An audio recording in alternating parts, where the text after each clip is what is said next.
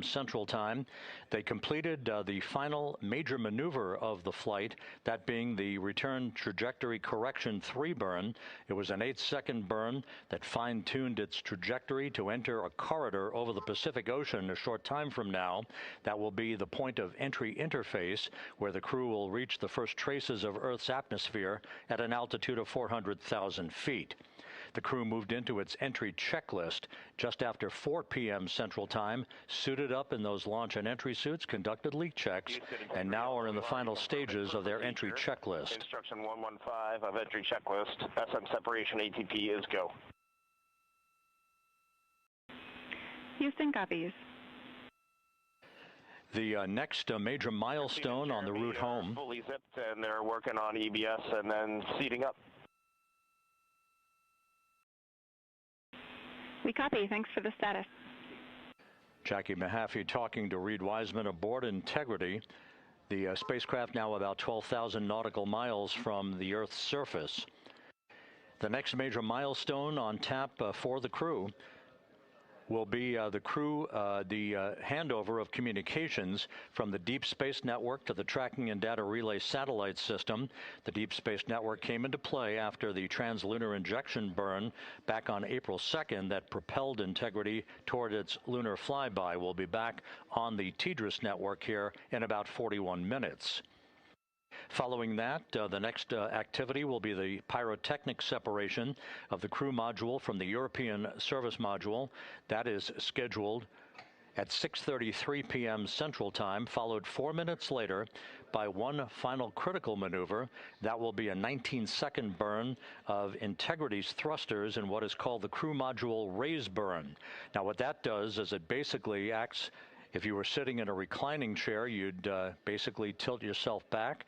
It raises the aft end of Integrity ever so slightly, and that is the final opportunity for us to fine-tune the angle of attack of Integrity through the area of peak heating at entry interface. That will come a bit later on, about an hour and 18 minutes from now. So after the raise burn, we will be in the final orientation that will minimize any peak heating on the heat shield of Integrity, and prior to the time the crew enters the Earth's atmosphere at an altitude of 400,000 feet. Entry interface.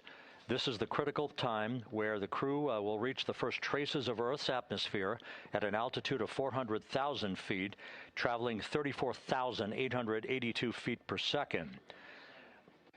Just 24 seconds after entering the Earth's atmosphere, we will experience a communications blackout expected to last 6 minutes in duration. This is planned, and it is caused by the interaction of the velocity of Integrity with the friction of Earth's atmosphere.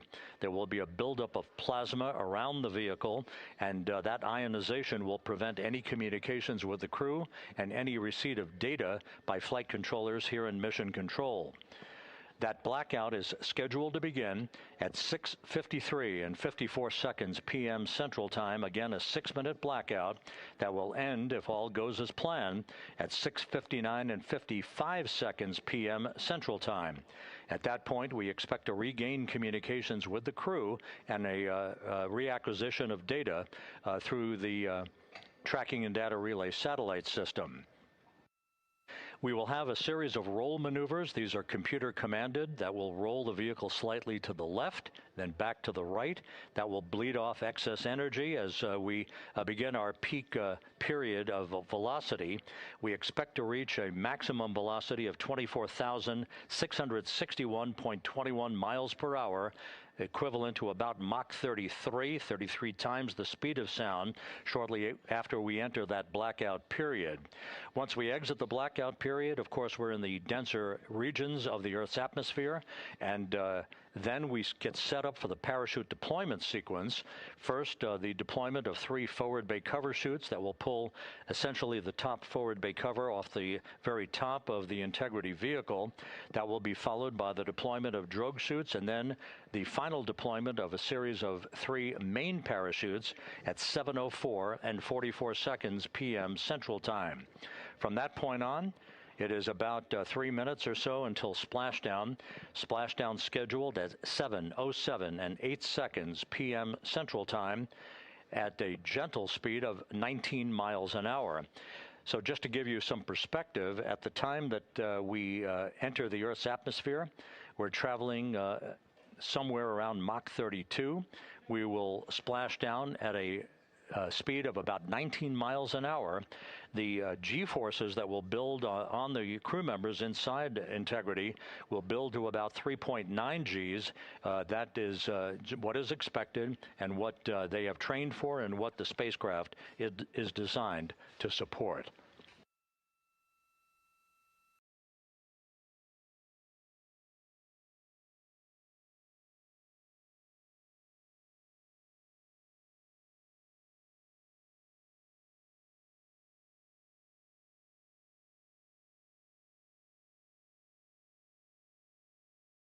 The latest weather forecast out in the recovery zone off the coast of San Diego is a go forecast from our meteorologists here at the Spaceflight Meteorology Group at the Johnson Space Center.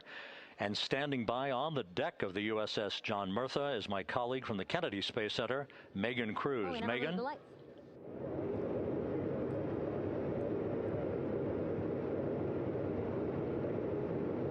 Hey there, Rob. Yeah, welcome to the bow of the USS John Murtha. This is where we will report out live updates from the ship as NASA and the U.S. military work to recover our Artemis 2 astronauts in just about an hour and a half. How exciting. Now, right now, as you can see, we are out in the Pacific Ocean. We are just west of San Diego. We're actually staged about 6.5 miles away from where we expect Orion to splash down. And then we will incrementally move closer. So at the time of splashdown, we'll be about 5 miles away, and then we will move to 3.2 miles away. At that point, we'll pause, make sure that all the debris that might be coming down with Orion, because basically some parts of like the parachute system, they're jettisoned off Orion during descent. So we'll just want to make sure that those all land in the water and that we are safe to move even closer. So we will make sure that we can move a little closer, and at that point we will move to a mile away from Orion. And at that point the ship will circle the capsule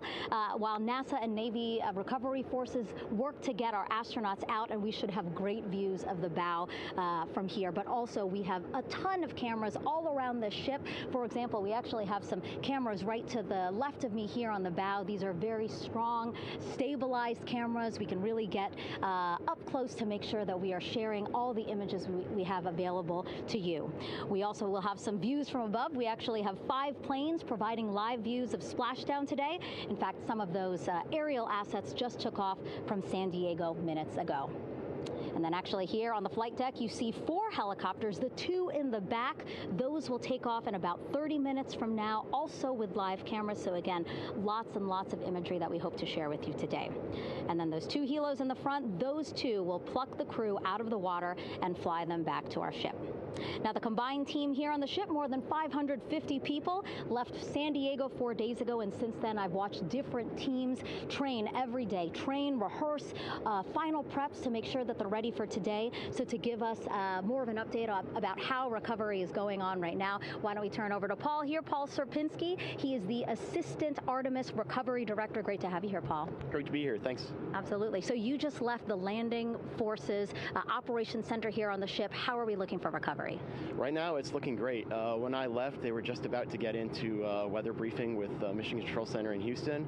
But listening to the loops this morning and everything that's been going on, the reentry trajectory correction burn, the return trajectory correction burn went great. They were right down the money, right on the money, right down the middle where they should be coming back.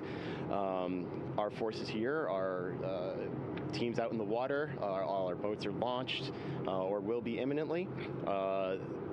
So yeah, it's just coming along great. Yeah. It's really nice to see. We did see some of those boats float behind us. We were hoping to give you a live view, but of course they floated right out of the camera shot as you came to us. But so basically the team right now here on the ship, basically like monitoring mode, but really things will pick up about 15 minutes after splashdown. Yeah, so a couple minutes before splashdown, things start happening really, really fast. Mm-hmm. Some events during the re-entry, they're maybe a second or 2 apart, and so it just takes a whole lot of effort and a lot of updates back and forth between us and Houston to try to keep track of everything that's happening, all in real time. And then after splashdown, that's when the recovery team really kicks into high gear. We have our boat teams, our boat crews going out, our divers doing hazardous assessments as they get progressively closer to the capsule, making sure, it's safe for all of our people to go in, and it's also safe for the astronauts to come out, because really at the end of the day, that's what we're here for, is we're to make sure that the astronauts get home safe after their tremendous journey to the moon and back.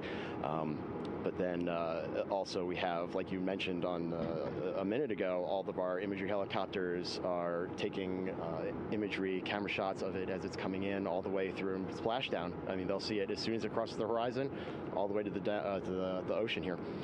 And then afterwards, we have to recover actually Orion to bring it into the well deck of the ship. Absolutely, yeah. And so once the astronauts are safe on board, then those same dive teams are going to transition into securing the capsule.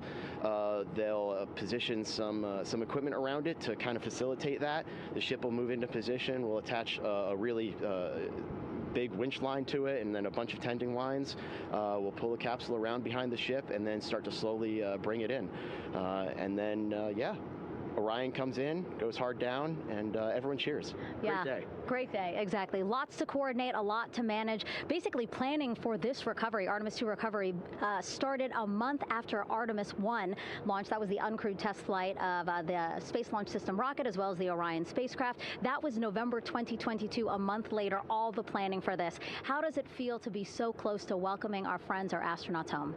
I mean, for the whole team, I walked around the ship this morning just kind of visiting with a lot of people, a lot of groups, and just kind of get the feel of them. And everyone has that same kind of mentality. Everyone's excited. Everyone's thrilled to see all that work that we've been doing, like you said, for the last 3 years, since right after the last one came back till now. And some people even further back. Some of them go back a decade or more. So everyone is just excited, and they're ready. They're really ready for this. And just to be able to see our crew come back, that's going to be a thrill for everyone. How are you feeling? Are you ready? Is this something you ever thought you'd be doing? I'm ready. I'm excited. This has been the pinnacle of my career so far. It really has. I've seen a lot of firsts, a lot of lasts, but I can't think of ever topping seeing the first crew to go to the moon and back in 50 years, and to be here and be a part of that. And it's just a tremendous privilege. And on behalf of the whole team, I'm thrilled, and so are all of us. We're ready. Yeah, I definitely think that those words really embody how everybody on the ship is feeling. So thank you so much, Paul. I appreciate you being here. And so, Rob, we'll toss it back to you again. We will continue to join you with live updates from the ship as much as possible. Thank you, Megan. Back here at the Johnson Space Center, the entry team of flight controllers looking over the shoulders of Reed Wiseman and Victor Glover there on the flight deck of Integrity, and again just below their feet in the mid-deck area, if you will, Christina Cook and Jeremy Hansen of the Canadian Space Agency. They're in the final review of their entry procedures and all of the activities that will follow here very shortly in trip hammer fashion. We should note that after splashdown occurs, the flight control team here in Houston will be monitoring the orientation of the Integrity spacecraft. We are expecting it to splash down upright in what is called the Stable 1 configuration, with the top of the spacecraft pointed upward. Stable 2 would indicate that it is upside down in the water. Regardless of the orientation, there will be 5 inflatable airbags called the CMOOS system. That's the acronym for Crew Module Uprighting System. We are suit on complete.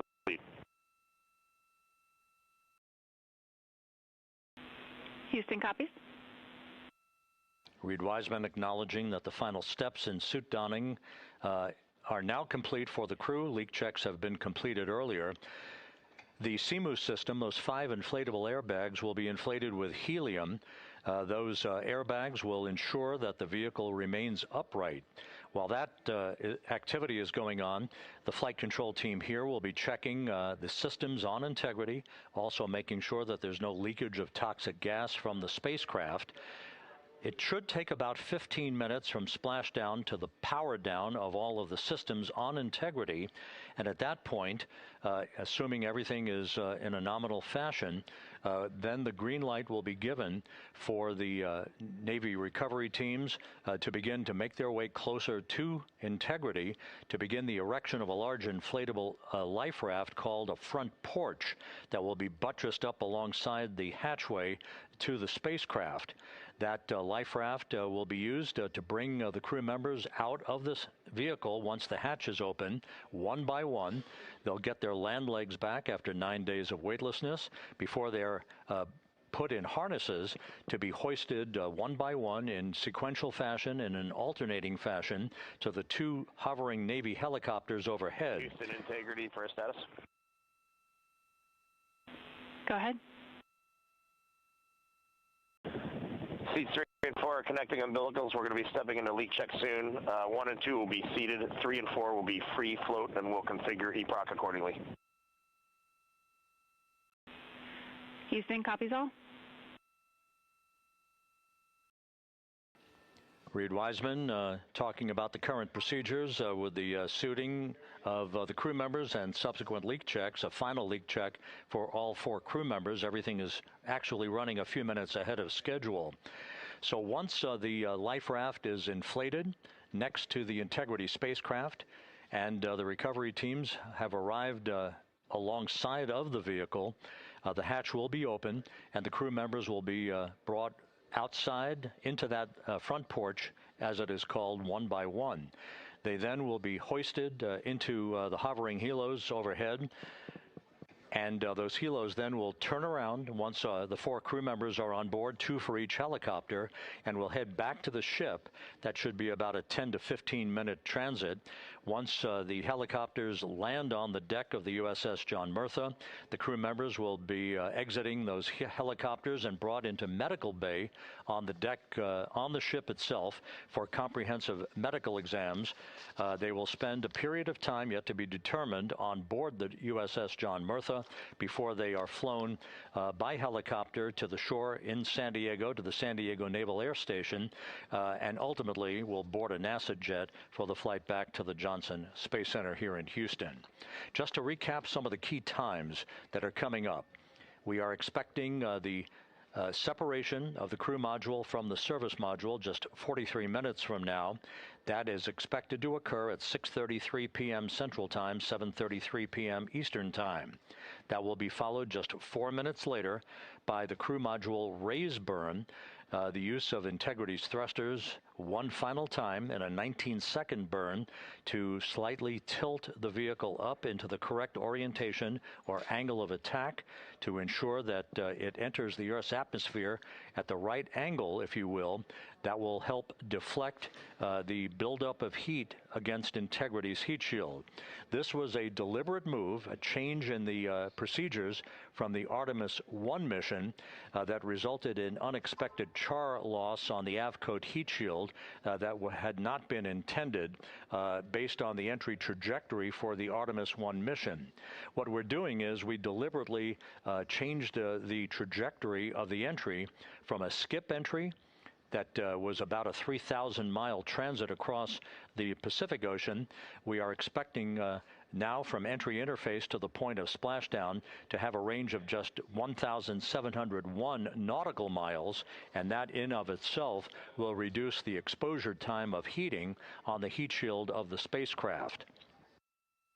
Once the raise burn is complete, then the stage is set for entry interface at 6:53 and 31 seconds p.m. Central Time. That means that Integrity will be entering the Earth's atmosphere at an altitude of 400,000 feet, traveling at about 34,882 feet per second, heading for its splashdown site off the coast of San Diego, as you just heard from Megan Cruz on the deck of the USS John Murtha.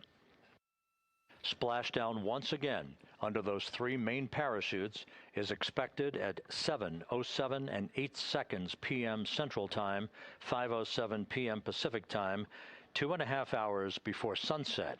The actual total distance traveled for Integrity from launch to splashdown is estimated at 694,481 statute miles.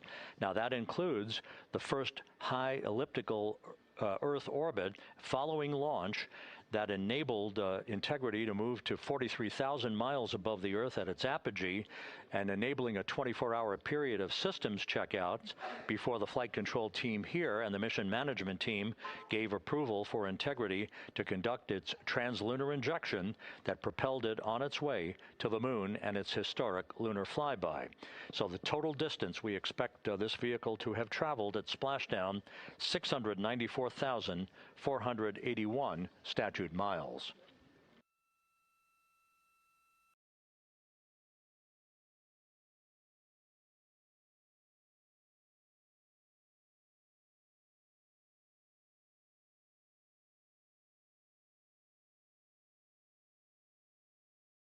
With everything proceeding on track and on time aboard Integrity, the vehicle system's in excellent shape as the Earth grows larger in the field of view.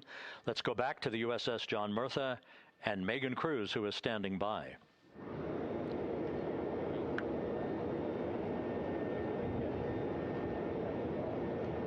Hey, yeah, Rob, welcome back. Again, we are out in the Pacific Ocean, staged just about 6.5 miles from where we expect Orion to splash down now in just over an hour. How exciting. And the weather, awesome conditions here. I know you see some wind blowing around my hair, but really nothing to speak of when it comes to having to recover our astronauts, as well as no waves here, really. So yeah, we're expecting a really great day. Also, hopefully, some really great views. You can see behind me that some of the clouds are starting to break up, so that's really exciting. And now, of course, this ship has a lot of people ready and excited to welcome our crew back home, including Dr. Rick Schuring here. He is a NASA flight surgeon. Great to have you here, Rick. You too, Megan. It is a blessing to be out here this day with our teams. We've trained 3 years for this nonstop with the U.S. Navy and along with EGS, and we've so looked forward to this day. And you know, just by God's grace, everything's parting, the skies and everything. The crew's doing great. Looking forward to come back, and our teams are ready. So this is one of those days you've dreamt about, and now it's finally here, and we're ready, and just thankful to be a part of it. Yeah, and you play a really integral role. When was the last time you spoke to the crew, and how are they feeling in this last hour before splashdown? Sure. Yeah, so the crew woke up. When they splashed down, they were woken up about 8.5 hours ago. Me and my fellow crew surgeons, Doctors Chris Haas and Rafi Kumjian from this Canadian Space Agency, spoke with them about 6.5 hours ago, just to double check on how they were doing, if there's any medical issues, you know, how they slept, and then kind of go over their landing day protocol for their medications, for what we call a fluid load, to try to replace some of the fluid and electrolytes that they've lost with just a normal space adaptation. Once they got to space, they kind of have to replace some of that fluid to help them with the whole landing kind of readaptation to 1G, which they haven't done for the last 10 days. And then just kind of let them know how things are going to play out, you know, out with the open water teams all the way until we finally get to the med deck. So they were very pumped up, very hurried though. They had a lot of cabin configuration, a lot of things to get ready. So they're excited, but also very focused on the job that they had to do. So like again, we've trained a long time for this, and we're ready. And you said some medications. I mean, those are kind of just to mitigate the effects of, obviously, their more than 695,000 mile journey back to Earth.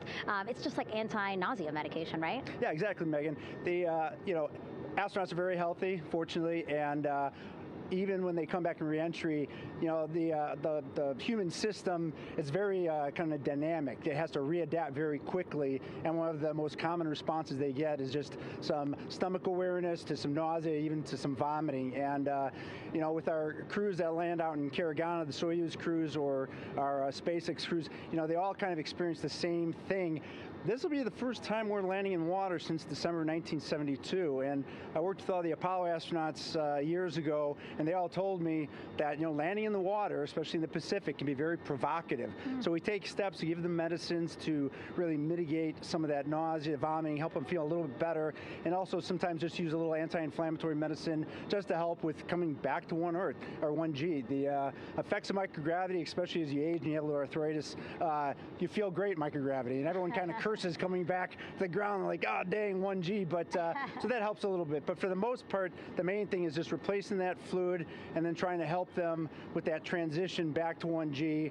and then we're ready to go. Yeah, and their health is assessed almost immediately after they splash down. Yeah, so we have Dr. Jesse Wang, and we have our independent duty corpsmen, who are the Navy version of paramedics, extremely highly trained, highly experienced Navy medics and divers who will go out there, open the capsule about 25, 28 minutes after splashdown and do the first initial assessment. So Jesse and his team will go out there and look at each crew, kind of do their assessments, get vital signs, report back to Drs. Haas and Kumji and I back in the med bay, let them know how they're doing, and then if they've got the normal kind of space adaptation kind of things, we expect that they're good to go on that. If anything, didn't go the way we want, they're all prepared for that as well. And Jesse and his team, I mean, this is their full-time job, taking care of, sailors and folks who might be injured. We don't expect any injuries, but coming back, going 25,000 miles an hour down to, 20, miles an hour is still a dynamic process. I've heard it described as,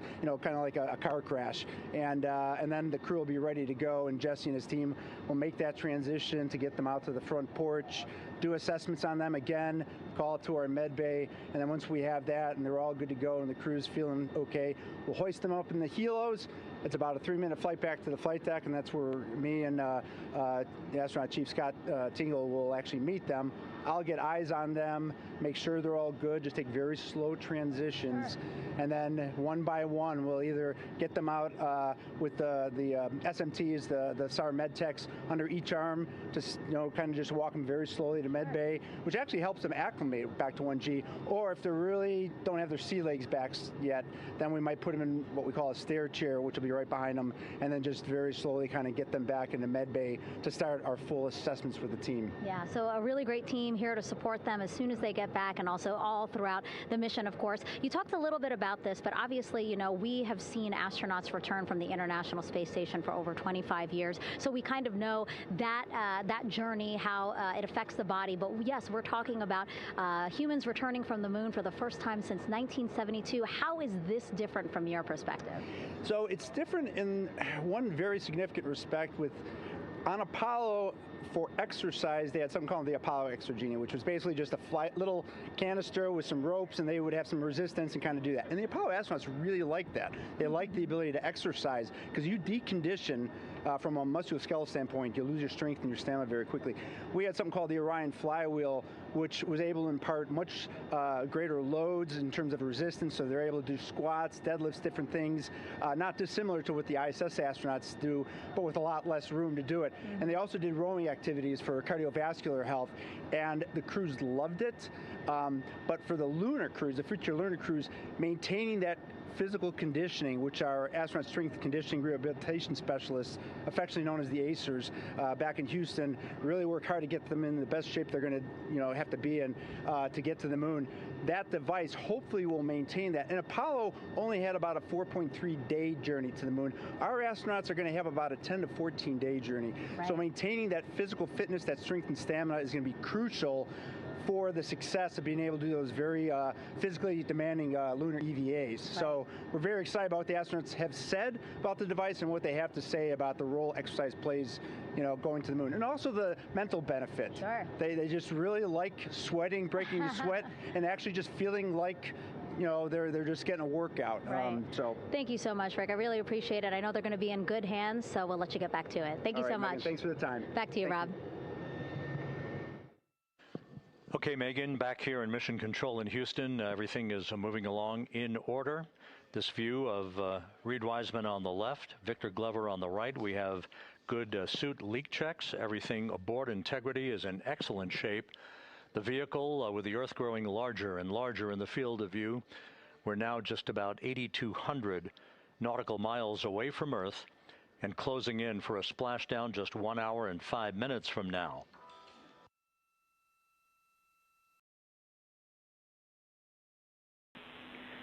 Integrity, just under a minute till your GPS maneuver initiates, and both GPS units look eager to acquire. Outstanding. Seats 3 and 4 are working on seat strap in now. Houston copies. Once again, as we start to close in on some of the major milestones, the first one coming up in just 31 minutes. And Integrity, just confirming the LCG gas trap was able to be closed out. Affirmative. Copy. Crew module, service module separation scheduled just 31 minutes from now. The key point of interest, of course, will be the performance of Integrity's heat shield during its high-speed entry back into Earth and the peak heating that is expected around the spacecraft of some 4,000 to 5,000 degrees Fahrenheit. On Artemis 1, as I think most folks know by now, we flew a trajectory known as a skip entry, in which we performed an initial dip into the atmosphere to bleed off some energy. Then we skipped out of the atmosphere and dipped back into the atmosphere before splashing down in the Pacific. But after the mission was over with, we noticed unexpected liberation of some of the charring effects on the heat shield known as AVCOAT. Before the flight, we had an opportunity to sit down and talk with Entry Flight Director Rick Henfling to get a perspective on what this all means and how the mission was redesigned to try to protect Integrity's heat shield to a higher extent. Let's take a look at that interview. Returning from the moon is a lot different than deorbiting from low Earth orbit. When we return from the moon, we expect to achieve velocities upwards of 36,000 feet per second. And in order to slow down to a nice, graceful splashdown in the Pacific Ocean, the flight crew is going to experience between 3 and 4 times the force of Earth's gravity. On Artemis 1, pressure buildup inside the char layer of the heat shield resulted in the char losses we saw. NASA established a Tiger team whose job was to investigate the cause of the problem and then make recommendations on how to fly the Artemis 2 mission safely and successfully. And so for Artemis 2, we are going to fly a profile that ensures the spacecraft will not see that same type of pressure profile. And so the char losses seen on Artemis 2 will not be like the ones that we saw on Artemis 1. Rick Henfling indicated that the orientation of the spacecraft and the shortening of the distance of transit to the splashdown zone from the point of entry interface when we reach the top of the Earth's atmosphere, which will be coming up at 6:53 and 30 seconds p.m. Central Time, should do the trick in minimizing the deleterious forces against that heat shield that were noticed on the Artemis 1 mission. We think we see a beautiful sunrise over the west coast of Australia.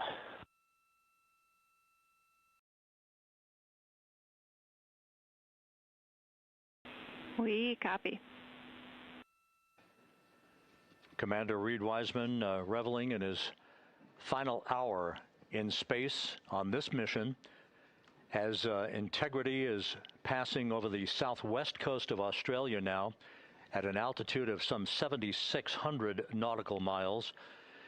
That will begin the southwest and northeasterly transit across the Pacific Ocean. Let's talk a little bit more about some of the highlights and some of the numbers associated with the points of interest here. We are 27 and a half minutes away from crew module, service module separation. That will be followed about 3.5 minutes later by the raise burn that we've discussed, a 19-second burn of Integrity's thrusters to fine-tune its angle of attack as it enters the Earth's atmosphere. Entry interface is scheduled 47 and a half minutes from now. That's the point at which we will reach the top of the Earth's atmosphere, traveling about 34,882 feet per second at an altitude of 400,000 feet. Just 24 seconds after entry interface, we will begin a blackout period of 6 minutes in duration at 6:53 and 54 seconds p.m. Central Time. Now, about 10 seconds after the blackout period begins, we are expected to reach peak speed, which would be 24,661 miles an hour. That'll be about 103 miles an hour short of the velocity record set by the Apollo 10 astronauts, Tom Stafford, Gene Cernan, and John Young, when they returned from the moon on the Apollo 10 mission in 1969. That blackout period is expected to last 6 minutes in duration. At 6:54 and 52 seconds p.m. Central Time, we'll reach our peak heating period of about 4,000 to 5,000 degrees while we're in a communications blackout from Integrity and its astronauts. That blackout should end at 6:59 and 55 seconds p.m. Central Time, at which point we expect to regain communications with the crew. Capcom Jackie Mahaffey here in the flight control room will be talking to the crew, calling them, and we'll await a response from the crew as they come out of that blackout period. And at that point, their altitude will be just 157,000 feet above the Earth, traveling at 13,000 feet per second, with a range to splashdown of just 147 nautical miles.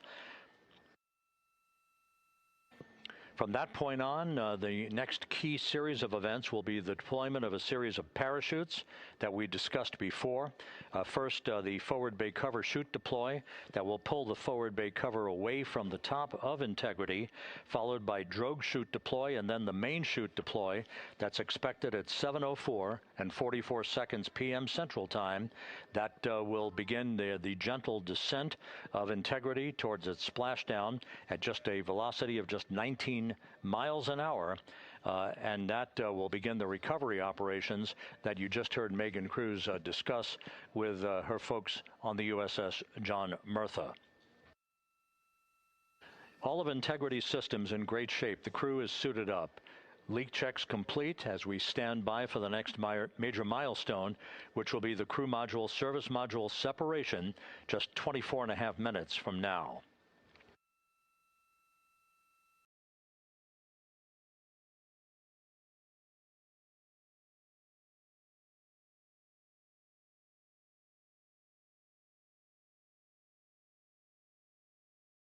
All of the activities from the start of entry interface to the point of splashdown will be quite rapid fire, just 13.5 minutes from the point at which we begin descent into the Earth's atmosphere till splashdown.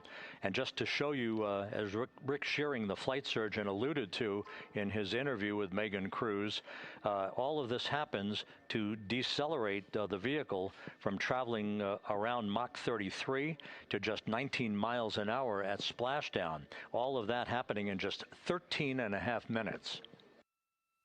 But the vehicle and the parachutes are all designed to support all of that, so we'll be standing by to report all that to you in sequential fashion as these milestones are ticked off and as we hear from the crew during its entry back into the Earth's atmosphere, and ultimately when they emerge from the blackout period, and at that point we'll be just minutes away from splashdown.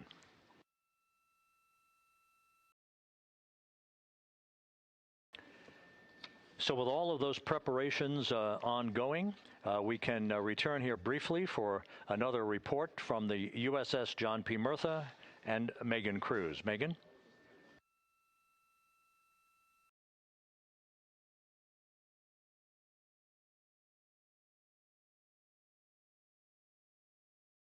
And we'll regain that communication with the USS John P. Murtha just momentarily. In the meantime, everything is on track aboard Integrity, the flight control team here in Houston, led by Entry Flight Director Rick Henfling. The voice you will hear talking to the crew is that of Jackie Mahaffey. She will be reporting everything to the crew and receiving their reports as they enter the Earth's atmosphere for their 13.5-minute plunge back into the atmosphere for splashdown off the coast of San Diego. Now we have the ship back with us and Megan Cruz aboard the USS John P. Murtha. Megan? 11 balloon, right?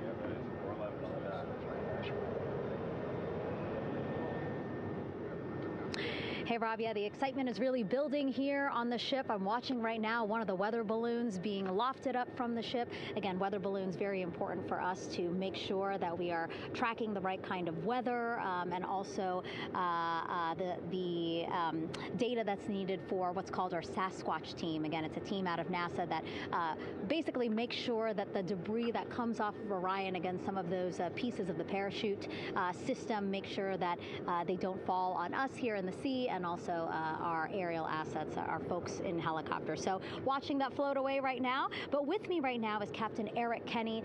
He's the commanding officer of the John P. Murtha naval ship. Thank you so much for being here. There are so many moving parts that you have to keep an eye on. That's absolutely right, yeah. But first of all, on behalf of the crew of USS John P. Murtha, Megan, thanks for having me on today. Happy to tell you what we're doing and excited to get the interview started. Yeah, absolutely. Why don't we actually take a look at the flight deck here? We'll start there. Basically, we also, while watching this weather balloon float away, we noticed all 4 helicopters leave the flight deck. We now have an empty flight deck. We had 2 imagery helos as well as the 2 crew helicopters that will go recover the crew. This is just one of the many things that, again, our ship of 550 people, it's something that you oversee as commanding officer. Yeah, absolutely. Every commanding officer, I would say really every naval service member, our priority is always safety. And as the commanding officer, I take that as one of my primary roles here on board. Mission accomplishment is important, safety always. So my day really has, I would say my message to the crew has sort of changed over the past 24 hours. As we're leading up to today, we've been building up the excitement and motivating the team for the training that we've executed. But really over the past 24 hours, now I'm trying to get us to slow down a little bit. Trust our training, right? Don't believe all the hype. Don't believe everything that's going on. Just let's trust what we've done to get to this point. And if we do that, we'll be successful today. Mm-hmm. And also part of the big success is obviously the coordination between NASA and the U.S. military. How does it feel being able to support the human space program we have? Yeah, I mean, since 1959 with Mercury, Gemini, Apollo, the history between NASA and the Navy has been in lockstep. But like any other skill, if you don't practice it regularly, that skill atrophies. So we've had a few decades off from that. But, over the past 4 or 5 years, really with this ship over the past year, we've constantly trained and working for this moment right here. Building up the hype, but to get to this point today, to be able to trust in all the training we've done. We've worked with, working with NASA, the Air Force, the medical team, dive team. You want to talk about high-performance organizations coming together, working in unison? We are seeing that here on board the USS John P. Murtha, and I can't be more proud of all the work everyone's doing. Yeah, you had some great words this morning saying just that, again, that it's really nice to see everybody working together and so excited. I mean, you just became the commanding officer of this ship back in February. How does it personally feel for you to be a part of this historic moment today? Yeah, I mean, first and foremost, I'd say any opportunity to command any warship in the United States Navy is a tremendous honor, is a pinnacle of any naval officer's career. That being said, as my change of command was approaching, and I realized that Artemis was going to be in the window here, to say that I'm humbled and honored to be here is an understatement. What really just excites me is the opportunity to see this crew, who has been training so hard over the past year plus, come together. It is what inspires me. Listening to NASA and the ownership and pride they take, they make my crew better. I think we're making NASA better together. That synergy is something that I'm happy to see and hopefully take forward with me in my career. Yeah, it's all about partnerships. We couldn't do it without you, and we couldn't have gotten to the moon without our international partners as well. So thank you so much, Captain. It was really great to have you here today. Thanks, Megan. Awesome. All right, Rob, back to you. Thank you, Megan. Back here in Mission Control in Houston. We just had a quick view of the crew. We'll get that view back, and there they are again. Here in Mission Control, the entry team of flight controllers led by Rick Henfling and Jackie Mahaffey serving as the spacecraft communicator. We have just handed over communications links from the Deep Space Network that we communicated with the crew through from the time of the translunar injection burn back on April 2nd. We've just handed back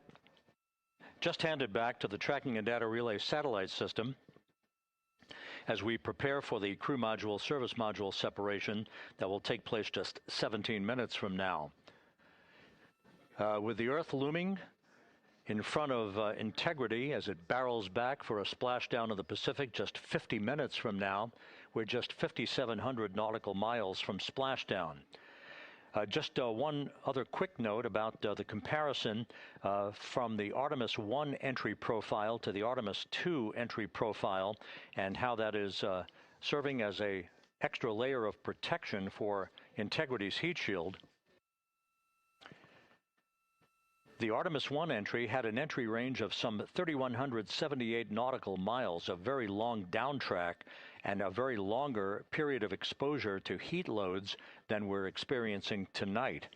It also had that skip entry profile that we discussed earlier, dipping into the Earth's atmosphere, then back out, then back in. It was about 20 minutes of exposure. Integrity, Houston, comm check on TDRS.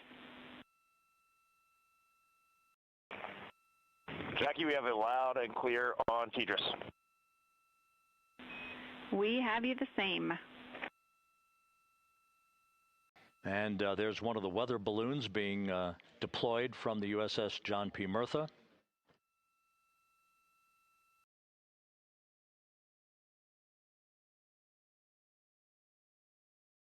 So the Artemis 1 entry had the vehicle. The update on GPS, we haven't seen it track in yet.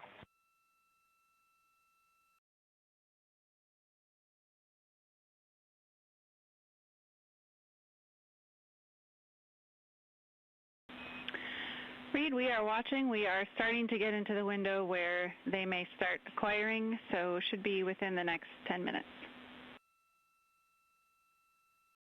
Okay, sounds good. We're holding at step 17 and getting ready for CM-RCS hot fire.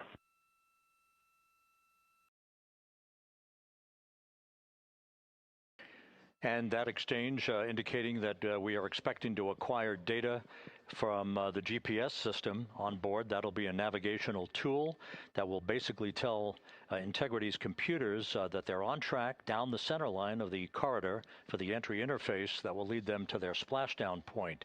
Once again, the Artemis 1 entry exposed the heat shield for about 20 minutes of peak heating. For Artemis 2, we're going to reach a downtrack distance of 1,701 nautical miles from the point of entry interface, with just 14 minutes of duration.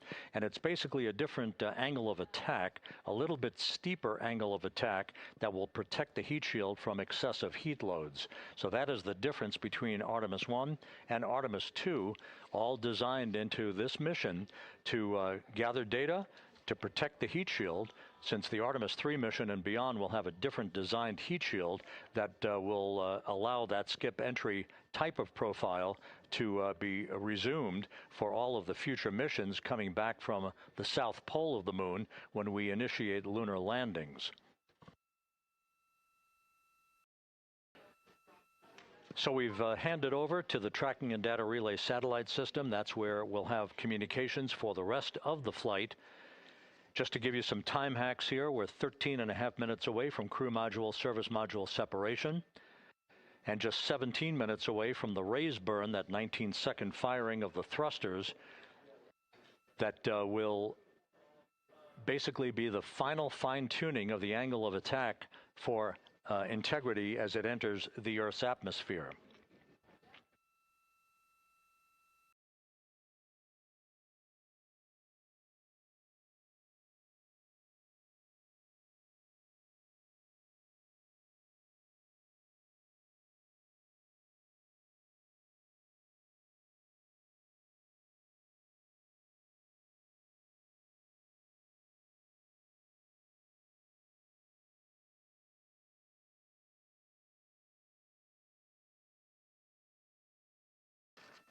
And once again, a dueling box view of some of the assets that are involved in recovery operations today.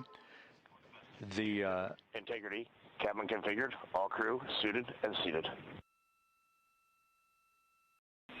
Houston, copies. That confirmation from Reed Wiseman aboard Integrity, as you see the assets being deployed to the splashdown zone. At the time of splashdown, we expect the John P. Murtha to be about 5 miles away from Integrity, keeping a safe distance until we are sure that the vehicle is in the water and upright, and that it is in a good configuration system-wide for the recovery teams to begin to approach the vehicle to erect that inflatable raft. 2 minutes to CM-RCS warm-up hot fire.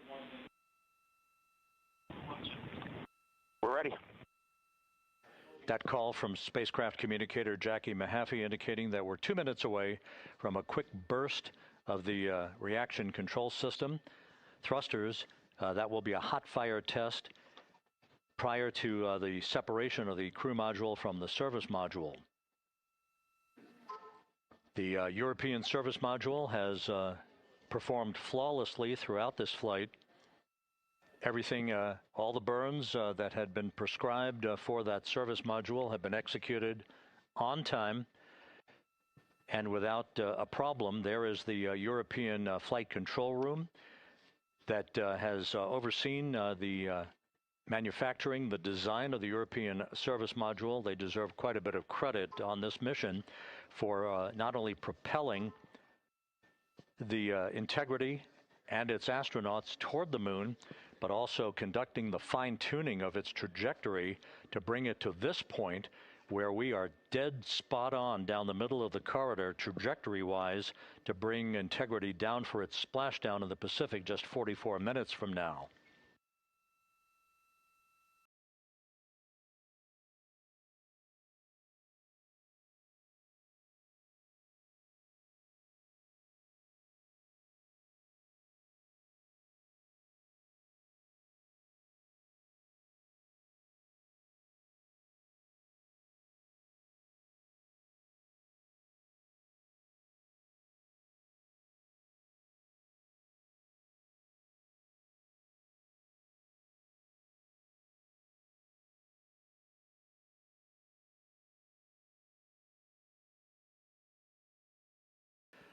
What you're looking at is a computer-generated visualization based on real-time telemetry from Integrity, currently traveling about 16,000 miles an hour.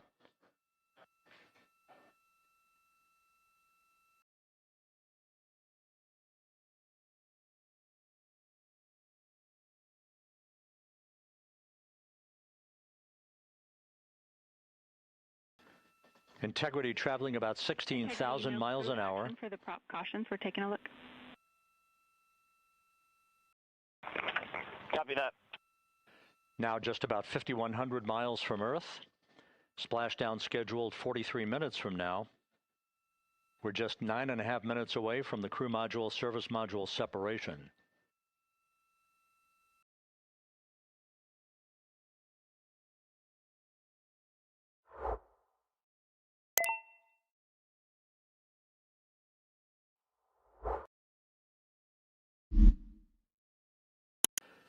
We are confirming. Integrity, we are assessing details, but so far looks like a good hot fire. Looks good on board, Jackie. Thank you. And Jackie Mahaffey took the words out of my mouth. I was just about to say that we had a good hot fire test of the thrusters in advance of the crew module service module separation that's coming up just 8.5 minutes from now. This will begin the period in which we will have rapid-fire succession of critical activities on board that will lead to entry interface just 28 minutes from now, where the vehicle will enter the Earth's atmosphere at an altitude of 400,000 feet. The time of entry interface, 6:53 and 30 seconds p.m. Central Time.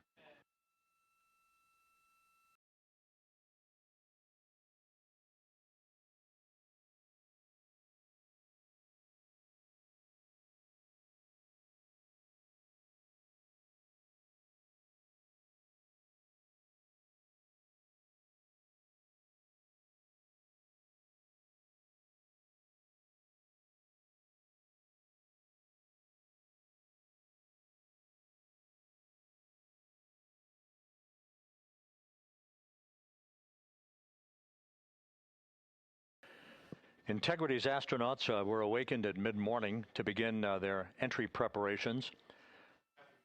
And propulsion officer now reports a good hot fire test in preparation for the crew module service module separation.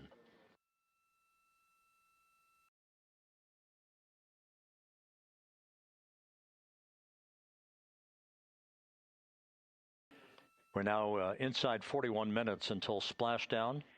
Integrity Houston, we have confirmed a good CMRCS hot fire, and although we are not seeing GPS acquired yet, you can skip the troubleshooting steps in 157 for now.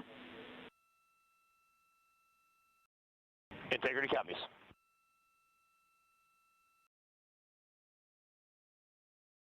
That GPS discussion indicating that we will be acquiring navigational data for integrity through the global positioning system equipment on board. We just don't have it yet, but we will. All of Integrity's systems are in great shape to support its high-speed entry into the Earth's atmosphere. It, once again, will reach a peak speed of 24,661.21 miles an hour. Your call, GPS. We at least have GPS 1 looking good on board.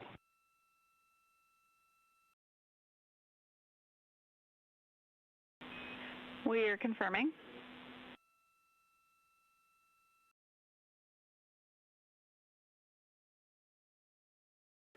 The Guidance, Navigation, and Control Officer here in Mission Control confirming that we have good lock on GPS data.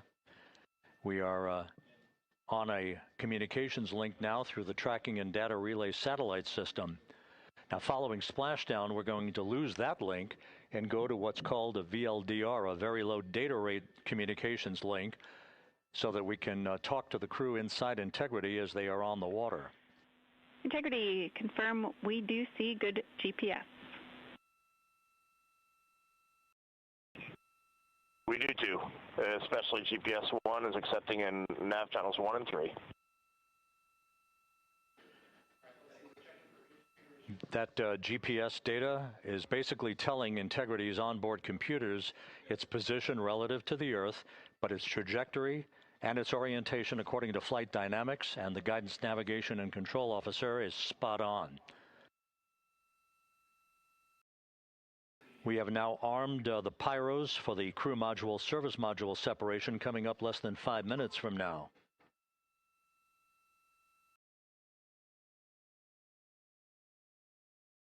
Once again,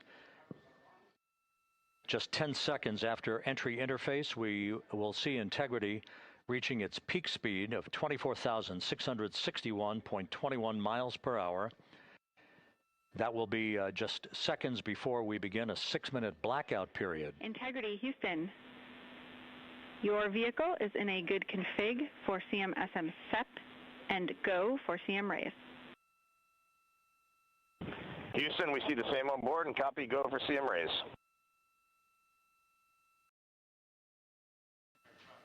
That CM raise referred to as the slight firing of 19 seconds by Integrity's thrusters with a change in velocity of 9.9 feet per second, a slight nudge of the aft end of the vehicle so that it's tilted a bit upward, providing the final angle of attack as the vehicle enters the Earth's atmosphere. This being the mitigating factor that will reduce heat loads on the heat shield as we reach a point downrange from the start of entry interface, some 1,701 nautical miles to the splashdown site.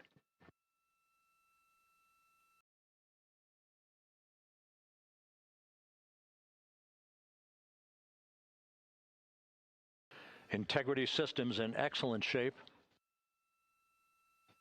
We are currently 3,300 nautical miles left in this mission.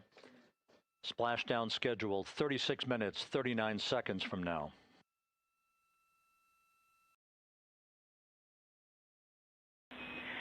Integrity, Houston. For the 2 enabled prop cautions, what happened is while the thrusters were firing, multiple pressure sensors on each of the strings diverged a bit from each other. Those limits look to be set pretty tight. We think it could happen again when the thrusters fire in the future, so we are going to suppress those messages. We concur with suppress, not inhibit. Thank you. That exchange between Jackie Mahaffey, our Capcom for tonight, and Reed Wiseman aboard Integrity, indicating basically to ignore sensor data. All of Integrity's systems are in good shape.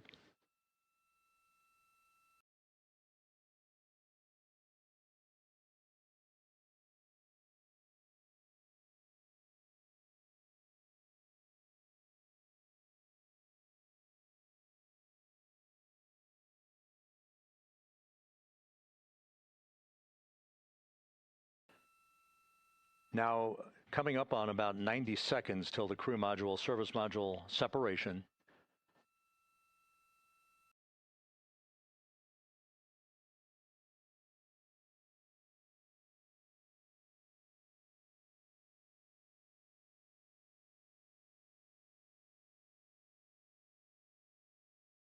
All quiet here in Mission Control as we enter the most critical phase of the completion of this flight. All of the preparatory activities leading up to the vehicle entering the Earth's atmosphere just 21 minutes from now.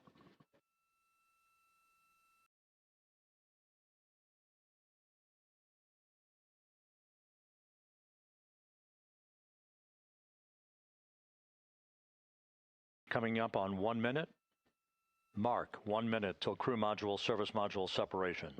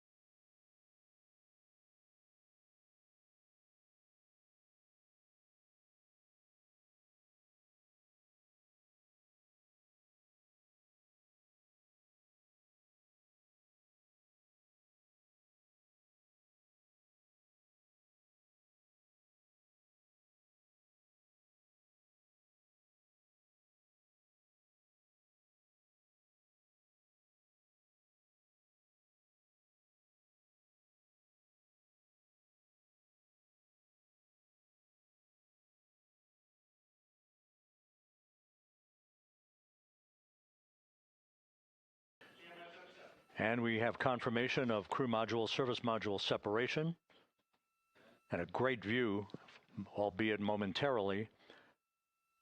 Houston, good step on board. Houston copies and concurs. The European service module now separated from Integrity, a job well done. Integrity, no action for the 4 CDH cautions. Those are SM related, not applicable. Integrity.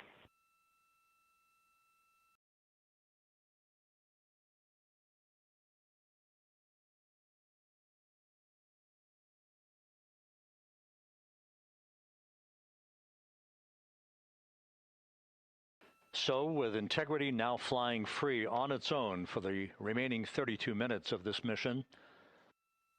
Next up, the raise burn, a 19-second firing of Integrity's thrusters. Good GPS 2.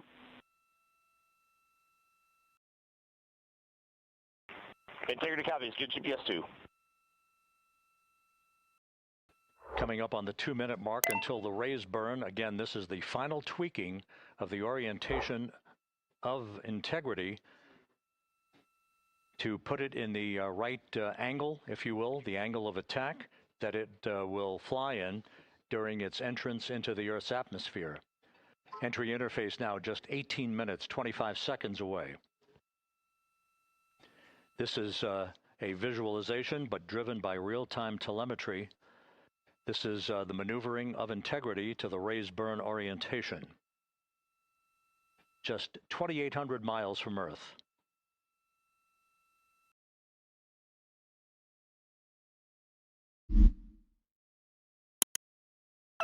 Houston, we got a great view of the European service module out the window with the sun hitting the side and the solar rays and the NASA worm right there. It's a beautiful looking machine.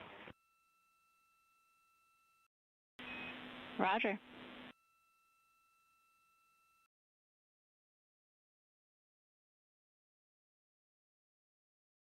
And we have completed the maneuver to the raise burn orientation, 1 minute away from the raise burn.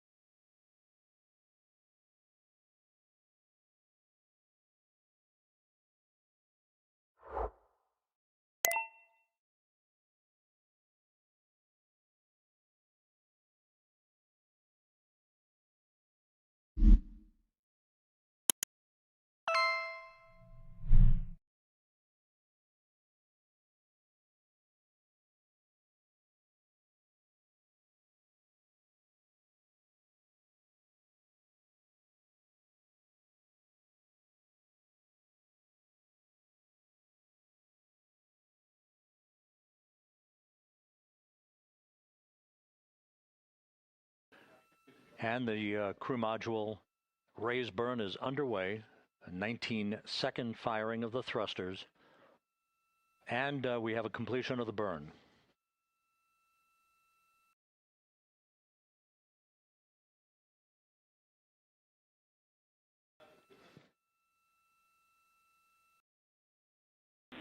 Integrity, good. CM raise burn. Your flight path angle is within limits.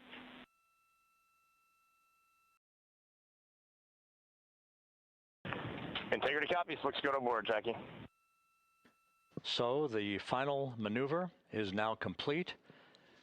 Our trajectory for a splashdown in the Pacific 29 minutes from now is set and will not be amended any further. And we have the right angle of attack to mitigate any excessive heat loads on the vehicle during entry interface. Integrity, Houston, a heads up about comm coverage. When you perform the 180 roll, for the first minute or so in that attitude, we expect about a minute LOS. We copy.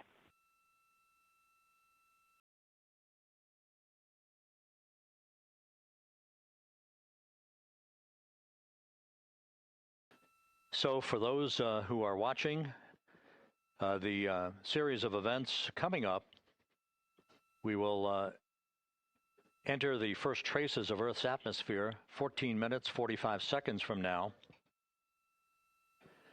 6:53 and 30 seconds is what is pegged for entry interface at an altitude of 400,000 feet, traveling at approximately 34,800 feet per second, range to touchdown or splashdown 1,701 nautical miles. 24 seconds after entry interface, we will enter a 6-minute blackout period in which we will lose communications with the crew. This is expected due to the buildup of plasma around the vehicle. That's an ionization effect due to the collision, if you will, of the velocity of the spacecraft with the friction of the Earth's atmosphere. That 6-minute blackout is expected to begin at 6:53 and 54 seconds p.m. Central Time. During that period of time, we will reach our peak speed of 24,661 miles per hour. That comes just short, based on unofficial data from the flight dynamics officer right now, will come just short of the velocity record set by Apollo 10 of 24,791 miles per hour in 1969. We expect peak heating on the vehicle at 6:54 and 52 seconds p.m. Central Time, a minute and 22 seconds into entry interface.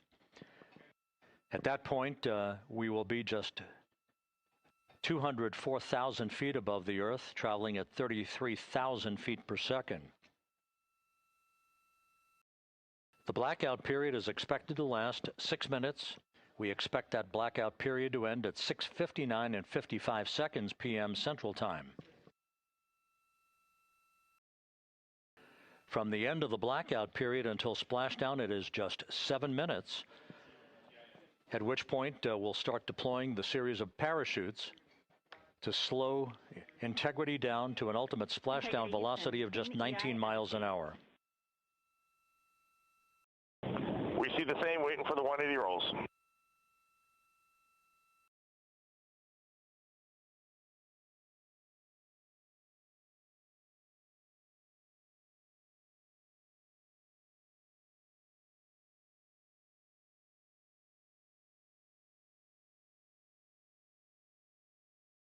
The parachute deployment sequence, once again, will come in several segments, but in rapid-fire succession. And we have a great view of the moon out window 2. Looks a little smaller than yesterday. Guess we'll have to go back.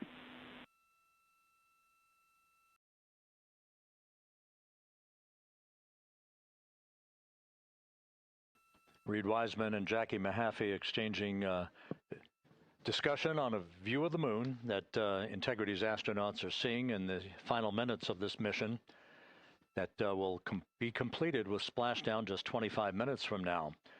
3 forward bay cover parachutes will be used to pull the forward bay cover off the top of the vehicle. Then 2 drogue parachutes will be deployed to slow and stabilize the crew module during its descent, followed by 3 pilot parachutes that will lift and deploy the main parachutes from the forward bay. The final sequence will have 3 main parachutes deployed. These will be 116 feet in diameter, each main parachute approximately 265 feet long when reefed. The parachutes will ultimately slow Integrity down from its peak speed of almost 33 times the speed of sound to a gentle 19 miles an hour at splashdown.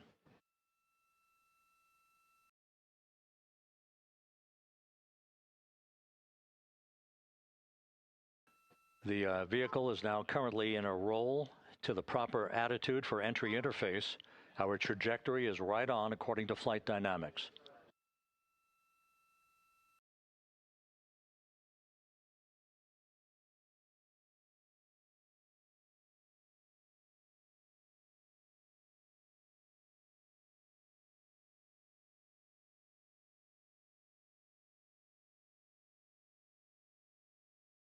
Integrity is on a trajectory from southwest and northeast across the Pacific Ocean, descending at a rate of 15,000 feet per second.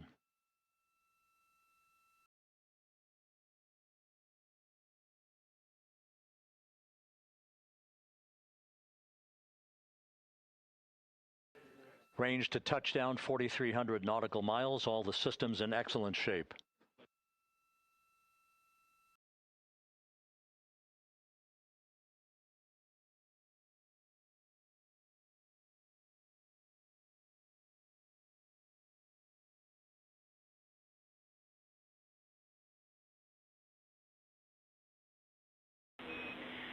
Integrity, Orion in the EI roll 180 attitude.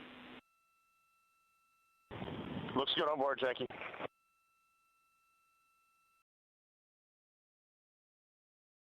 This view out of one of Integrity's windows. We had a call for 3 good baros. Those are barometric pressure sensors that feed altitude and rate of descent information to Integrity's computers that will trigger the parachute deployment sequence. We are less than 9 minutes away from entry interface, 22 minutes from splashdown.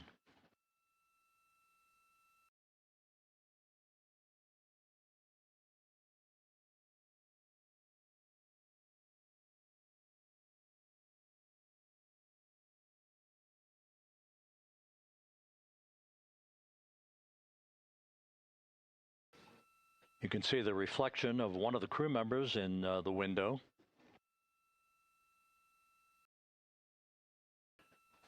Out in the Pacific, the weather conditions remain go. Just a few clouds, some scattered clouds, winds at 10 knots, wave heights just about 4 feet.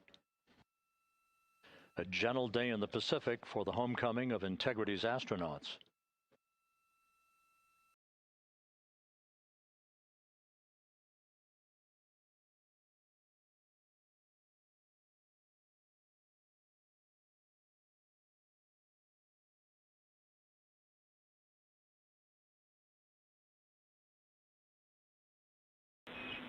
Integrity back in EI attitude.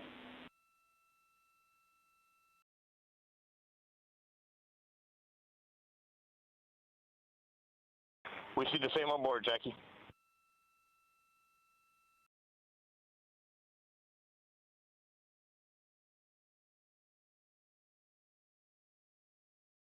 Houston, purge is complete. Crew and vehicle are configured for entry. Houston copies. And we're in step 37, transferring nav state to BFS.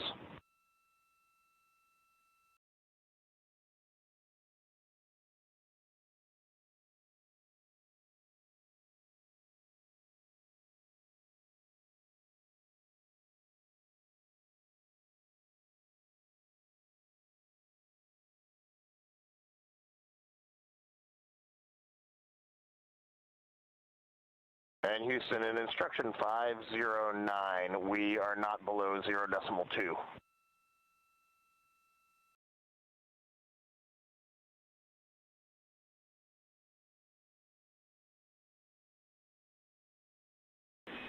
Integrity, no action required.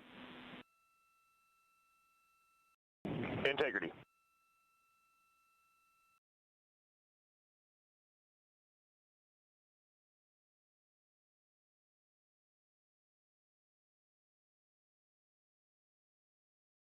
Now 6 minutes away from entry interface.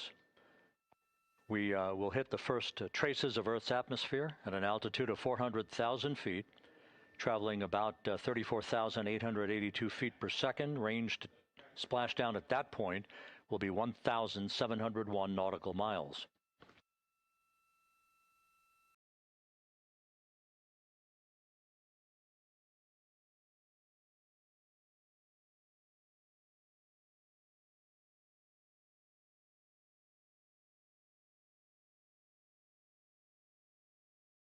And once again, just a reminder, some 24 seconds after entry interface, we do expect to lose communications with the vehicle and the crew during a 6-minute blackout period when a plasma shield will build up around the spacecraft due to the ionization, due to heating effects. And Flight Dynamics has just confirmed we will have a blackout period of exactly 6 minutes in duration. And once again, that's due to the fact that a plasma buildup around the vehicle will prevent communications and data, so we will not be able to talk to the crew members at that time, nor will we receive data here in the flight control room. Houston, everything is looking good on board. Just confirm no pre-EI downloads. Houston concurs. That blackout period to begin at 6:53 and 54 seconds p.m. Central Time, and again will last about 6 minutes in duration.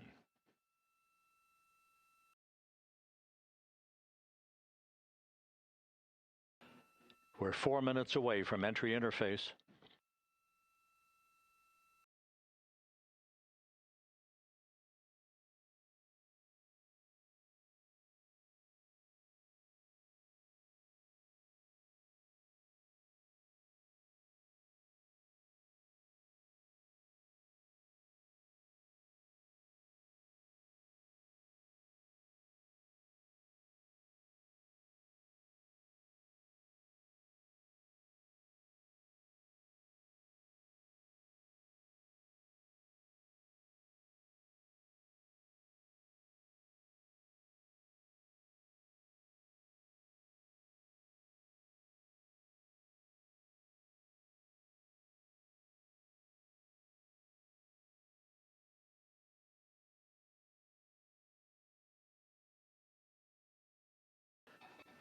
This view from Integrity as it crosses from southwest to northeast across the Pacific Ocean, 3 minutes from entry interface.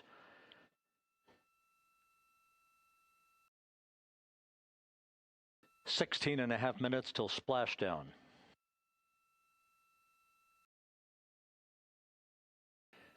The USS John P. Murtha and the recovery team is on station and in position, as are the airborne imagery assets that we hope to receive imagery from as Artemis enters the Earth's atmosphere and through parachute deployment.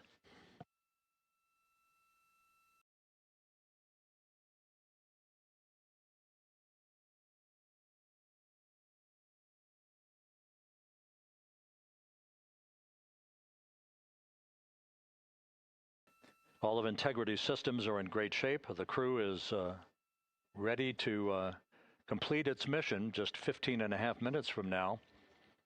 All of the activities today have gone off in perfect fashion. No issues with the vehicle, no issues with the crew. And the weather at the splashdown site is go.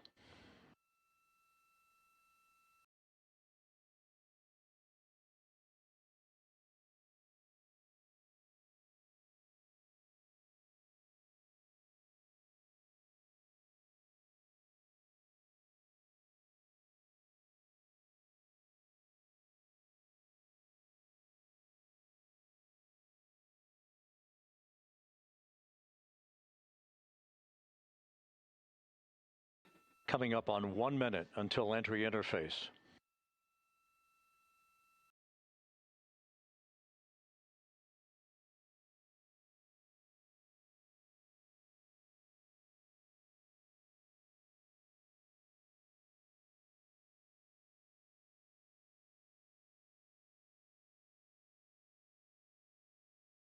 Mark 1 minute until entry interface.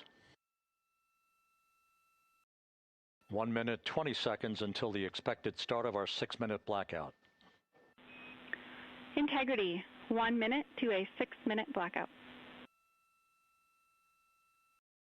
Integrity.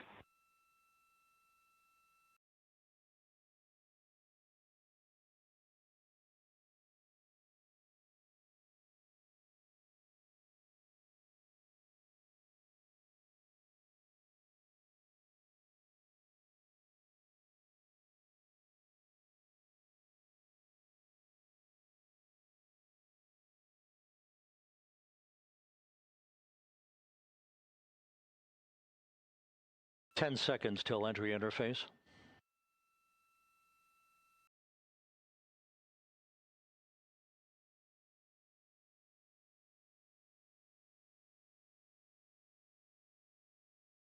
And we have crossed the threshold, now entering the Earth's atmosphere. We're at 400,000 feet, traveling 34,800 feet per second.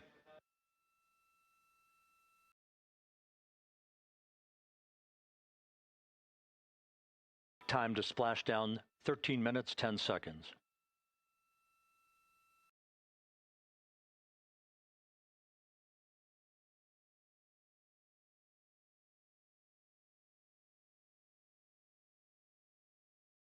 And as predicted, we've entered our communications blackout. This will be a 6-minute blackout period. No voice, no data from the crew.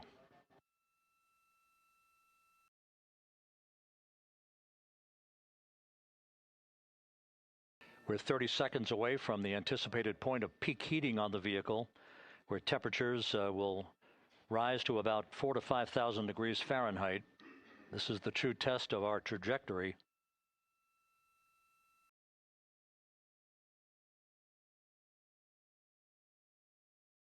And from the G5 aircraft in the vicinity of the splashdown zone, this view of integrity. So that pinpoint of light shows the vehicle as it enters the period of peak heating in the Earth's atmosphere, the first tug of gravity being felt by Integrity's astronauts since their launch back on April 1st.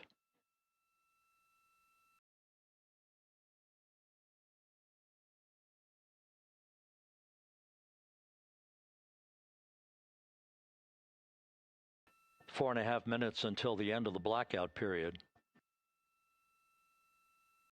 Time to splash down, 11 minutes, 33 seconds.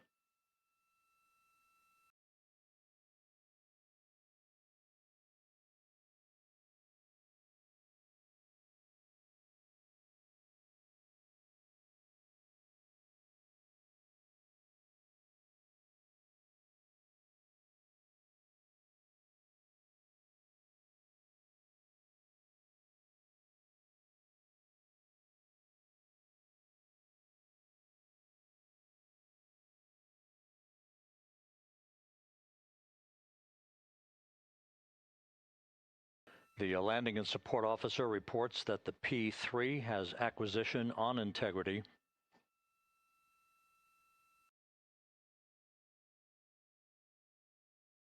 Three and a half minutes left in this blackout period.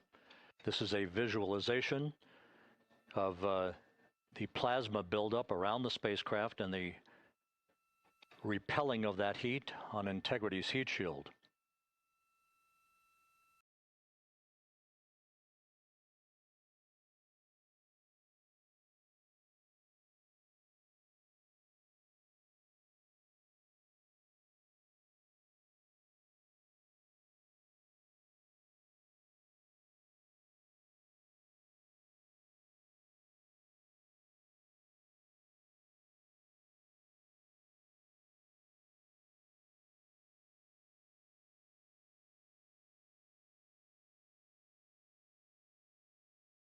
Flight Dynamics reports that airborne assets in the vicinity of the splashdown zone do have a visual on Integrity.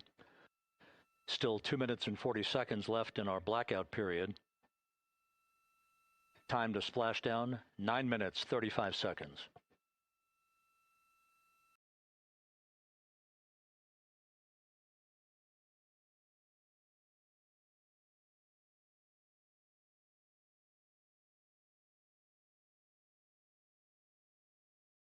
Multiple airborne assets as part of the recovery team all have visuals on integrity.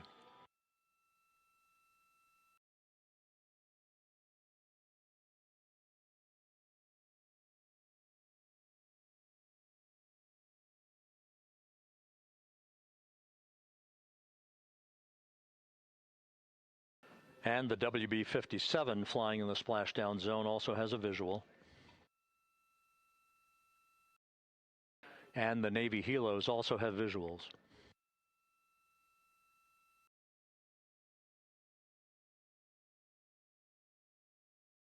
We're still in the blackout period. Still do not have communications from the crew.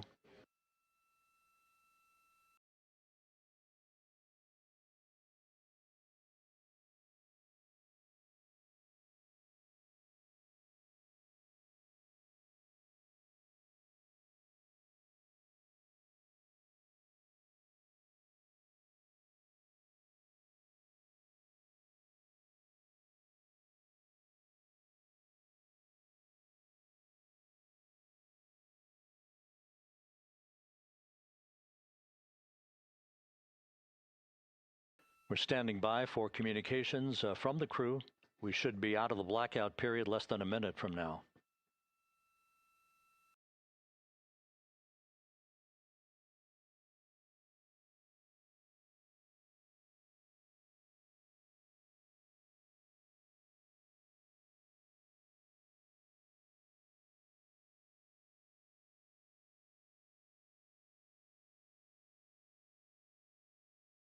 We are now processing data from integrity.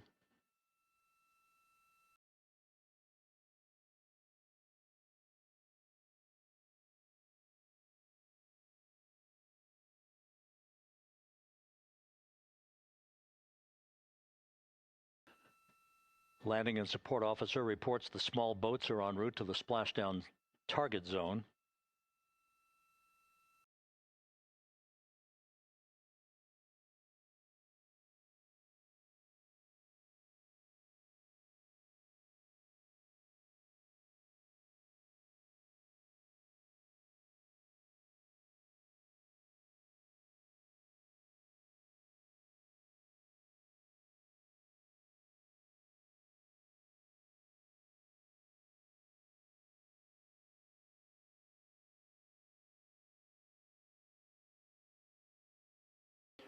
Passing through 150,000 feet, our trajectory is perfect. We're getting intermittent views of integrity. Still waiting to establish voice communication.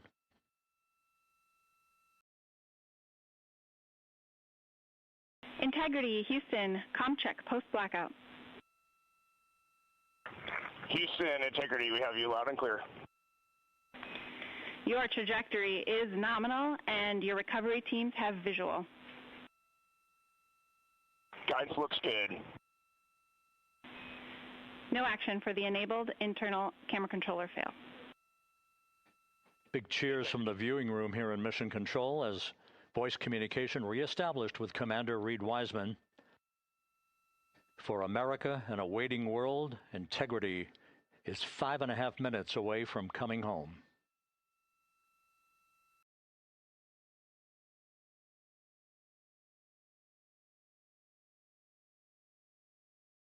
Passing 100,000 feet now. Range to splashdown 19 nautical miles.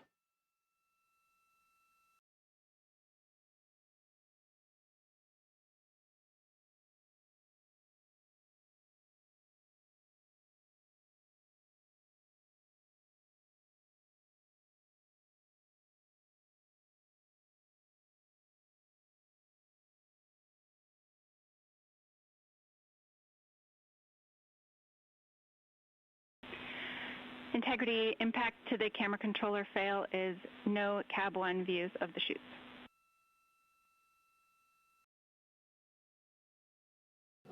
Integrity. We're processing good data through the GPS system. A good view of Integrity, time to splashdown 4.5 minutes.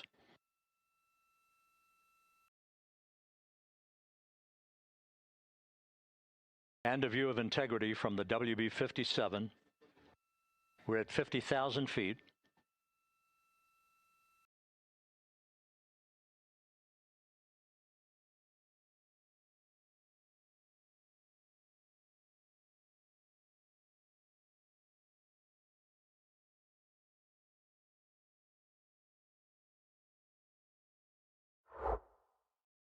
The pyros are armed for forward bay covered jettison.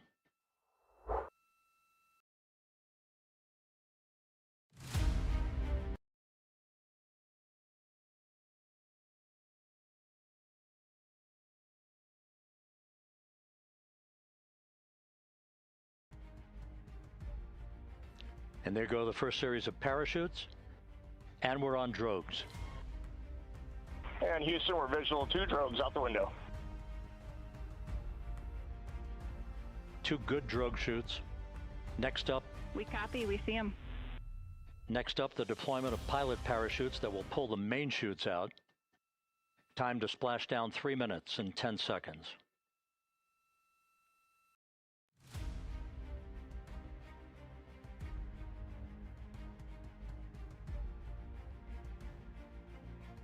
Perfect descent rate according to flight dynamics. Good rates on 2 drogues. We see the same on board.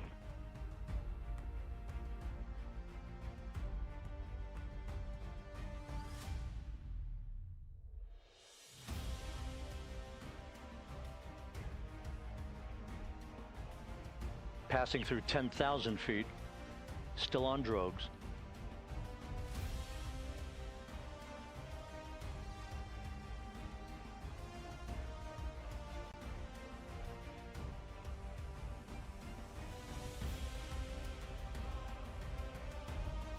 Main chute deploy. We're at 5,000 feet.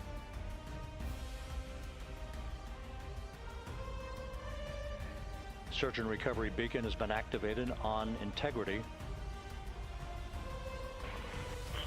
And we have 3 good main chutes. Good 3 main chutes, good reefing, good descent rate. Good rates, and we see 3 good-looking parachutes.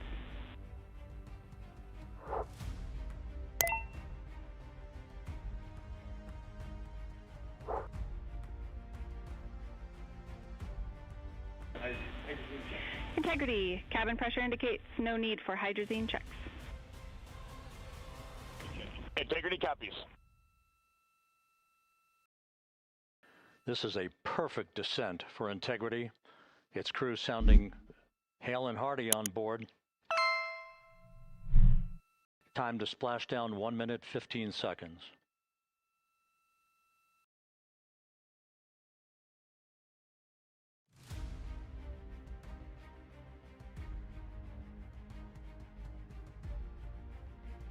Integrity about to complete a journey spanning 694,481 miles from its launch from the Kennedy Space Center back on April 1st, and a trip around the moon.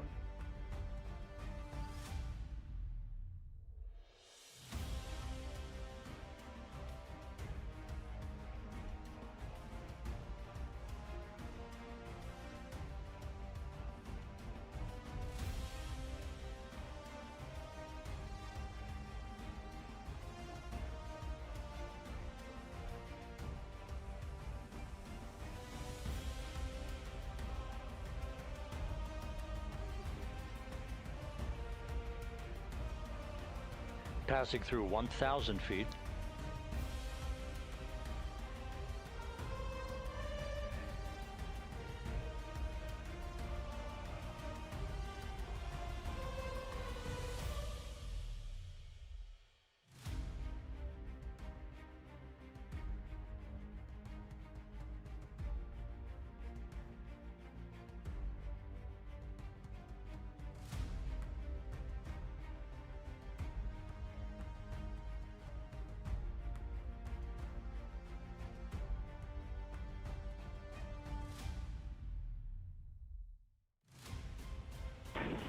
Integrity, splashdown, sending post-landing command now. Splashdown confirmed. Copy splashdown, waiting on VLDR. Splashdown confirmed at 7:07 p.m. Central Time, 5:07 p.m. Pacific Time. From the pages of Jules Verne to a modern-day mission to the moon, a new chapter of the exploration of our celestial neighbor is complete. Integrity's astronauts back on Earth.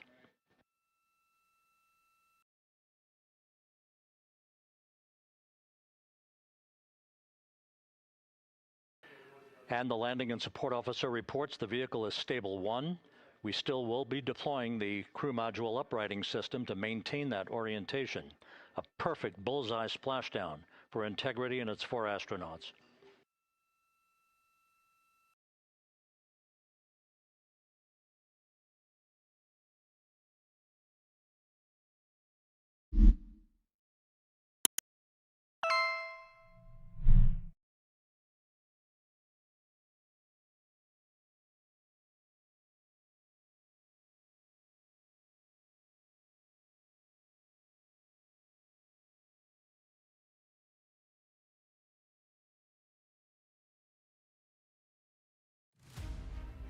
The unofficial splashdown time, 7:07 and 47 seconds p.m. Central Time. We'll get that refined for you. That would put the end of the mission at a mission elapsed time of 9 days, 1 hour, 31 minutes, 35 seconds.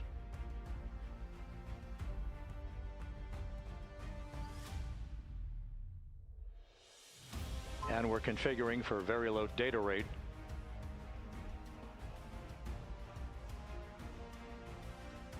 Once again, splashdown occurring in the Pacific, southwest of San Diego at 7:07 and 47 seconds p.m. Integrity Houston, comm check on VLDR.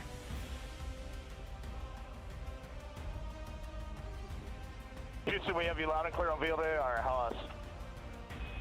We have you the same. We'll meet you over in post-landing. Perfect communications established. A journey. We are stable 1, 4 green crew members. Houston copies all. Reed Wiseman reporting 4 green crew members. That is not their complexion. That is the fact that they're in great condition. That's what that means. So stable 1, upright. The crew module uprighting system is being deployed. The 5 airbags being inflated through helium to maintain the upright configuration for the vehicle. This was a textbook entry and a textbook touchdown for Integrity. Reed Wiseman, Victor Glover, Christina Cook, and Jeremy Hansen back on Earth after a journey around the moon.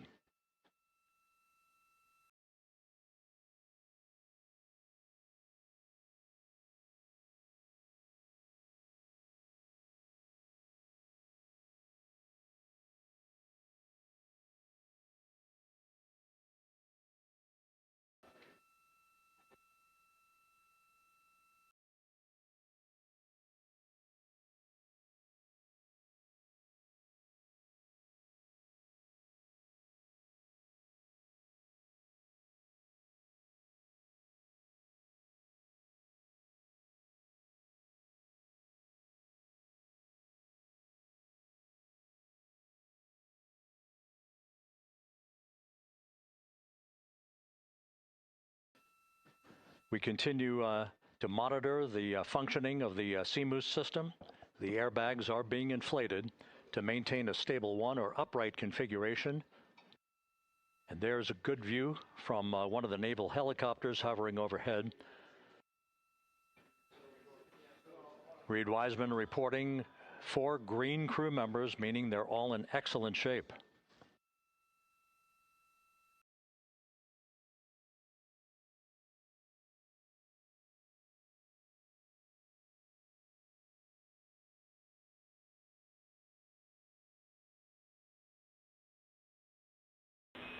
Integrity Houston for SAR beacon and radio. SAR beacon is in for 06, and we're powering the radio now. Go ahead.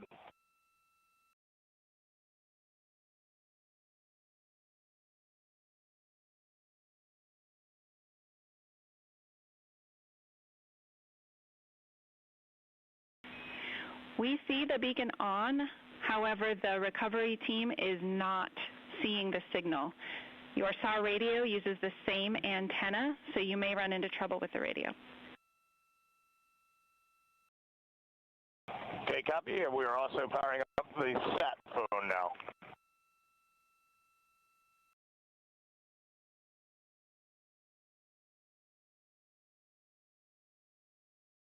So Integrity is in great shape, and as the crew continues its post-splashdown timelined activities on board, Reed Wiseman once again reporting that all 4 crew members are in excellent shape. And we have 5 inflated airbags to maintain an upright configuration so that the recovery team can now begin a slow approach to the vehicle. Meanwhile, here in the flight control room, Entry Flight Director Rick Henfling is polling his team of flight controllers for the start of powering down the vehicle after a thorough systems check. We have no toxic gases to be concerned about, so the recovery personnel can approach the vehicle, but not until we have powered down the spacecraft. That's expected to take a few more minutes.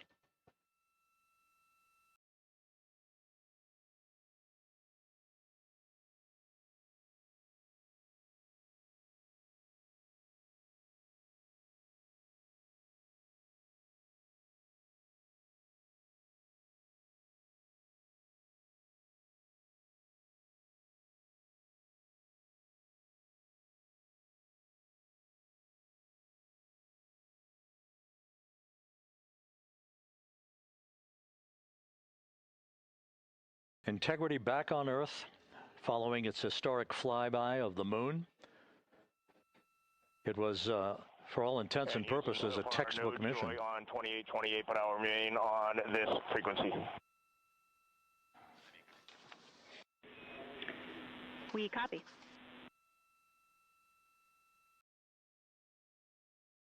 Reed Wiseman indicating some trouble with the SARSAT phone on board.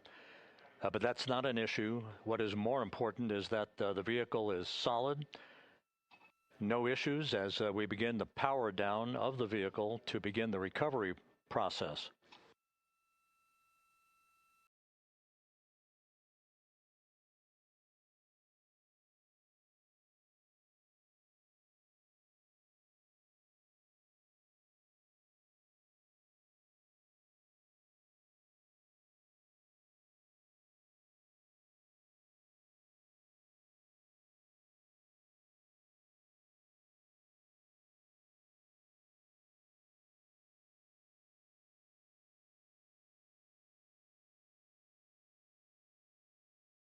The propulsion officer here in Mission Control reports that we have safed the prop system on Integrity.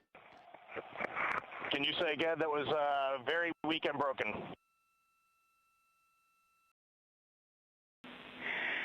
Integrity, Houston did not call.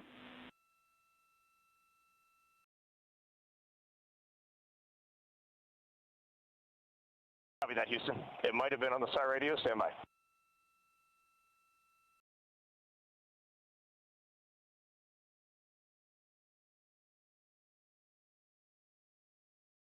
All of the milestones were executed in perfect fashion. Integrity entering the Earth's atmosphere right on time, reaching its peak speed shortly after a blackout period began. We emerged from the blackout period, but the recovery imagery airborne assets were able to pick up Integrity's descent almost immediately through entry interface, tracking the vehicle all the way down. And finally, you saw the sequence of chute deployments. First, the forward bay cover being pulled off the top of the vehicle by a series of 3 parachutes. Then the drogue chutes were deployed, followed by the 3 main chutes that slowed the splashdown velocity of Integrity to just 19 miles an hour.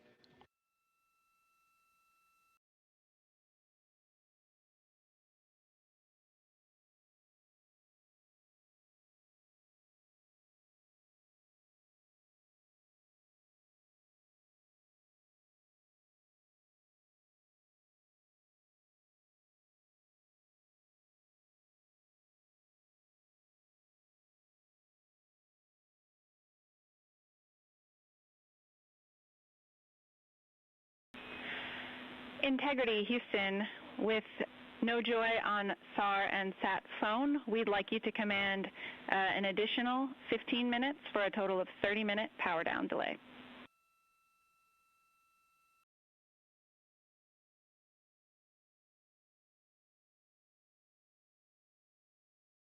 All right, Jackie, we have selected T/D+30.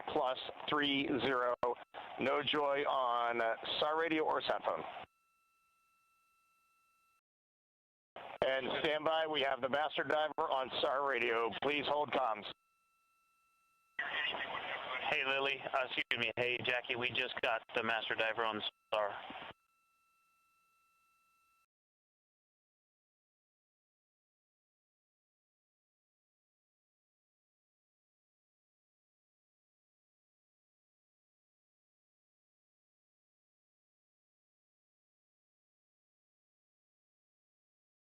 A good view of one of the fast boats. Integrity, Houston, if you are happy with your comm with master diver, you can go back to the 15-minute power down. Okay, stand by. Yeah, we'll confirm here in a second. The crew on board Integrity coordinating with the flight control team in Houston here in Mission Control on the timing of the power down of the vehicle, which will be the precursor to the recovery teams approaching the spacecraft. There are no issues with Integrity. We've had a bit of broken capability in establishing a SARSAT or satellite phone communications capability between the crew on board Integrity and the recovery team. That will get sorted out here shortly. There's plenty of cooling on board Integrity, so there's no rush to begin the power down. I'm trying to call you on the sat phone and not getting an answer there either. Concur. We haven't had anything come through.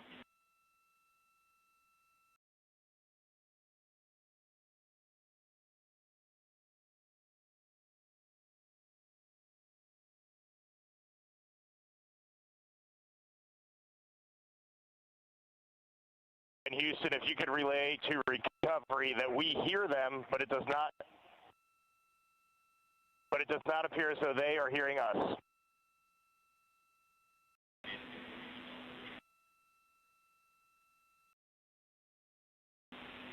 Houston copies, and Reed, just to confirm, you are pushing the PTT on the radio.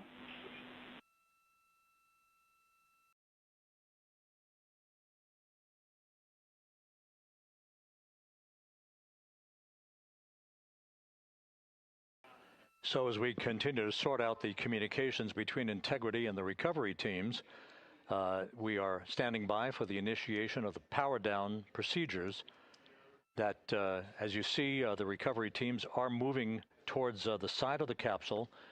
The next major event will be the erection of that large inflatable raft called the front porch.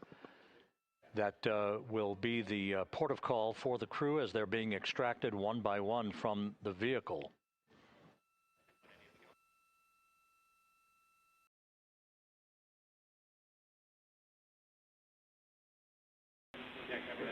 Integrity, Houston, for sat phone, we are going to attempt to call you.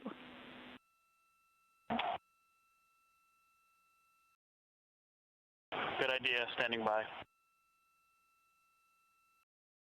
And Jackie, yes, we are pushing the push to talk, the two buttons on the left side of the radio below the up-down arrows. We are utilizing them. I'm rebooting the radio to see if we get good comms. Okay, we copy all, and just to confirm, you are seeing that you're touchdown plus 3030 for power, correct? That's affirmative.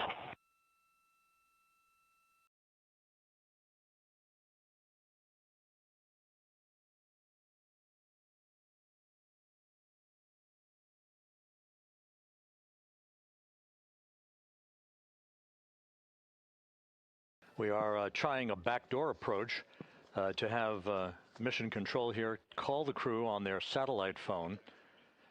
This all part of the coordination for the power down of the vehicle that will initiate the actual recovery operation. The first boats with the Navy divers on board are standing by, waiting to close in on Integrity to begin the process of erecting the large inflatable raft that's called the front porch that will be where the astronauts are extracted from so that they can have a few minutes to get their land legs back before they're hoisted aboard the Navy helicopters for the flight back to the deck of the USS John P. Murtha. Cannot reply.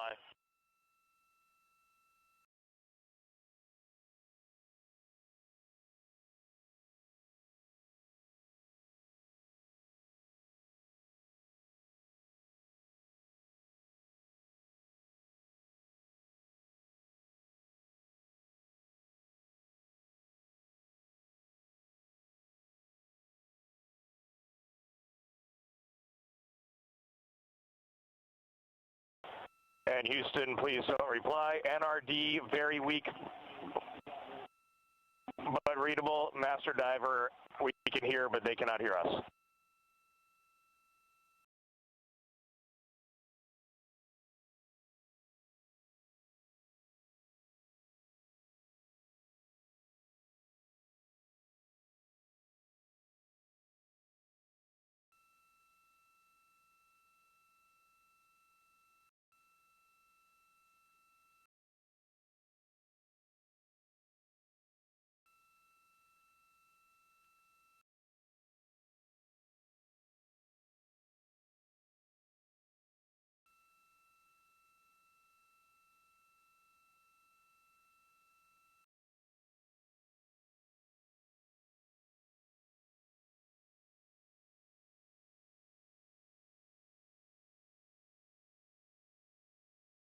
And Houston on OE1, is there any chance to tie us into NRD?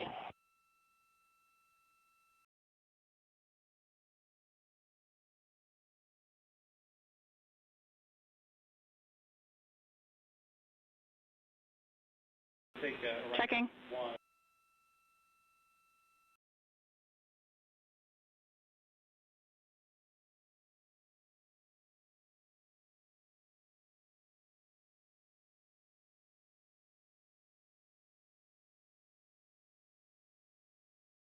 This is Mission Control, Houston.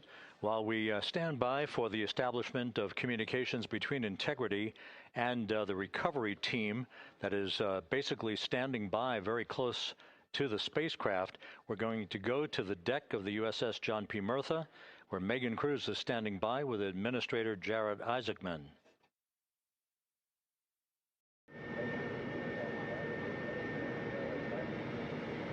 Hey, Rob, yeah, just such an honor to be able to be here on the ship, to be able to share and experience this moment with everyone together. And of course, as you just said, yes, here with NASA Administrator Jared Isaacman. Administrator, how did you feel getting to witness this and seeing NASA at its best? Oh, I mean, I'm honestly, I'm still at a loss for words. I mean, you know, like the childhood Jared right now can't believe what I just saw. I mean, almost been waiting my whole lifetime to see this, and then it's NASA Administrator. I just couldn't be more proud of the entire workforce, the years, the effort, the late nights, all the hard work from across the country that contributed to this incredible moment right now. And yeah, incredibly grateful too for our teams here on the John P. Murtha right now. Yeah, look at them behind us here. We got everybody. Hey, what do you guys think? We just brought some astronauts back from the moon, huh? Unbelievable. Thank you. Yeah, so grateful to the Navy, the sailors that are here, the NASA teams. I mean, this is a joint effort that's on their way right now. These recovery forces are getting out to our Orion spacecraft, to Integrity, to get our astronauts back on the ship safely. Yeah, and this is not just an accomplishment for NASA. This is an accomplishment for humanity. Again, a historic mission to the moon and back. How does this make you feel, and what do you hope people take away from this?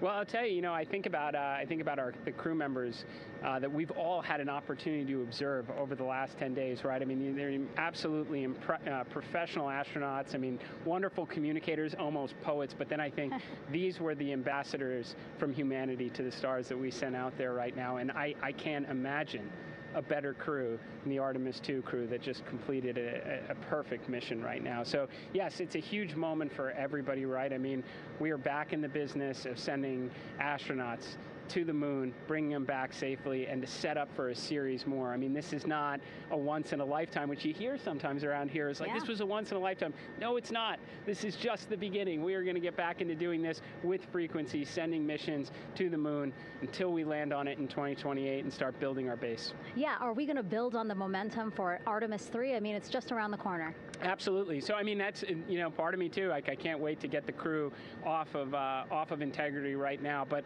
also getting Integrity back on this ship so we can start taking a look at it, because all that data is so precious to us right now. I mean, we are going to definitely want to take a good look at the thermal protection system. We're going to want to download all the data they couldn't transmit back to us and use that to inform Artemis III. But we're already making progress, right? You had SRB segments already showing up at KSC. Core stage for Artemis III is rolling out on April 20th.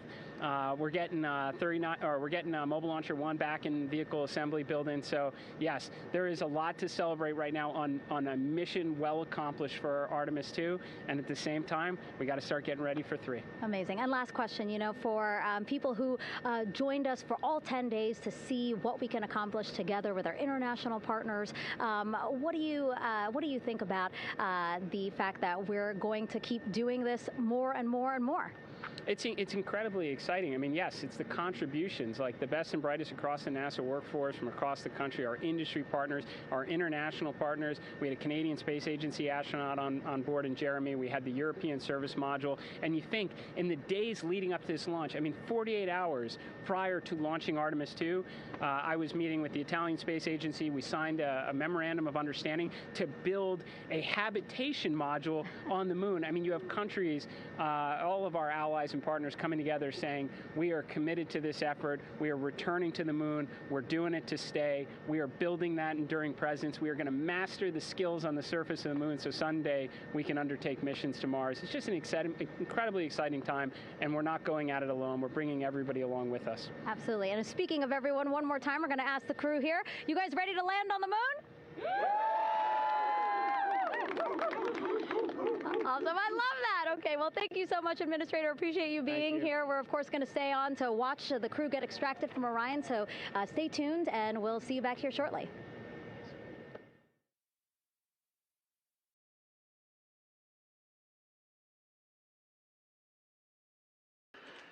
Thank you, Megan, and thank you, Administrator Isaacman. We are in the process of working to establish that communications link and to establish the procedures that will lead to the power down of the spacecraft, which is gently bobbing in the Pacific following a bullseye touchdown that occurred at 7:07 p.m. Central Time, 5:07 p.m. Pacific Time, 2.5 hours before sunset in the Pacific southwest of San Diego. We have once again heard from the crew during that interview opportunity with the administrator, and we have 4 healthy crew members on board.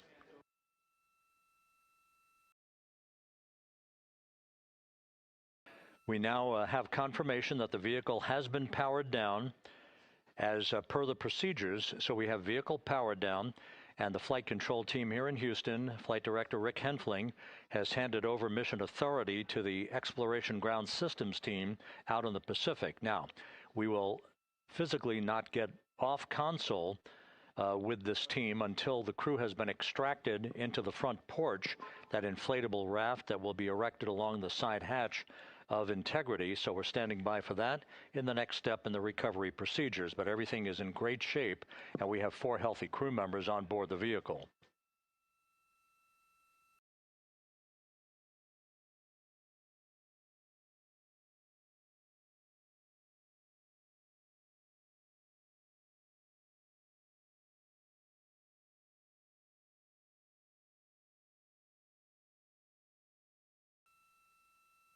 All of the entry events went by the book, no issues, perfect trajectory for Integrity that was culminated with one final raise burn to improve the angle of attack for the vehicle as it entered the Earth's atmosphere. All of that flight dynamics computation worked like a charm.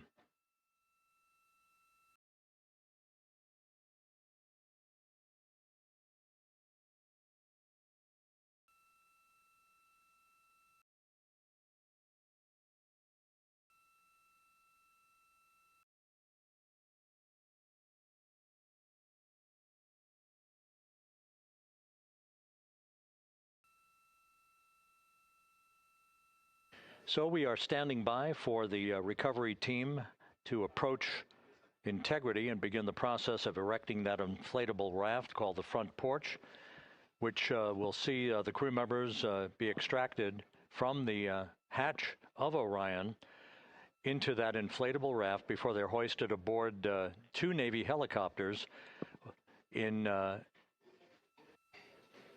variety of different configurations. Each crew member will be hoisted in sequential fashion, in alternating fashion, two crew members for each helicopter before they turn around to head back to the John P. Murtha. Once on the deck of the ship, they'll be brought into medical bay for comprehensive medical exams. But Reed Wiseman has reported several times that the crew is in excellent shape.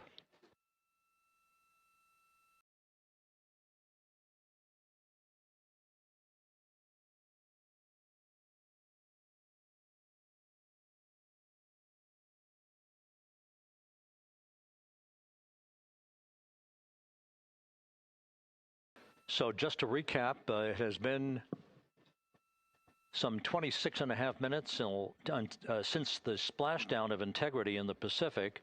The vehicle is in excellent shape. It performed like a champ all the way down through the Earth's atmosphere. All of the vehicle functions were checked off in excellent trip hammer fashion. The parachutes all deployed as planned. Splashdown occurring at 7:07 p.m. Central Time, 5:07 p.m. Pacific Time.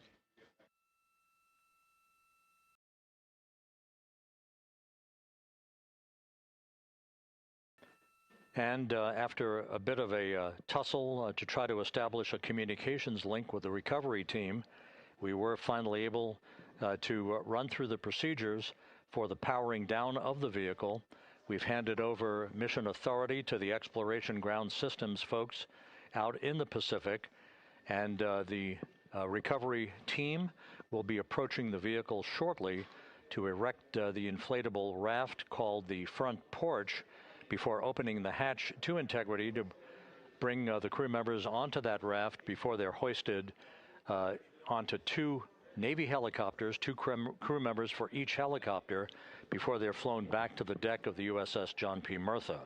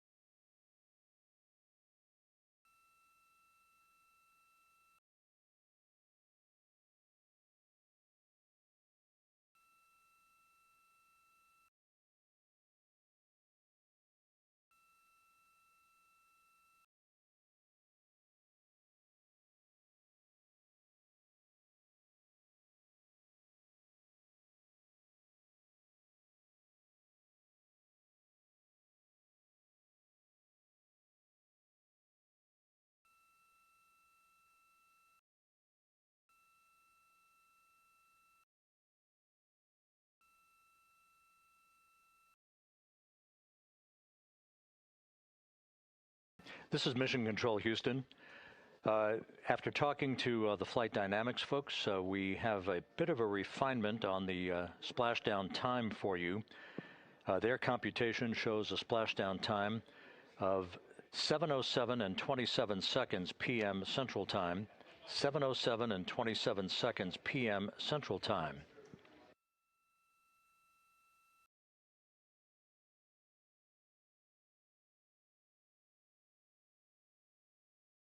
That would equate to a mission elapsed time of 9 days, 1 hour, 32 minutes, and 15 seconds.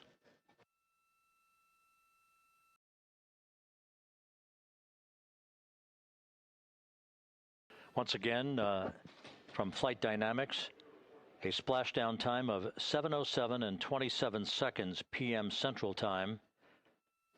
That would equate to a mission elapsed time of 9 days, 1 hour, 32 minutes, and 15 seconds.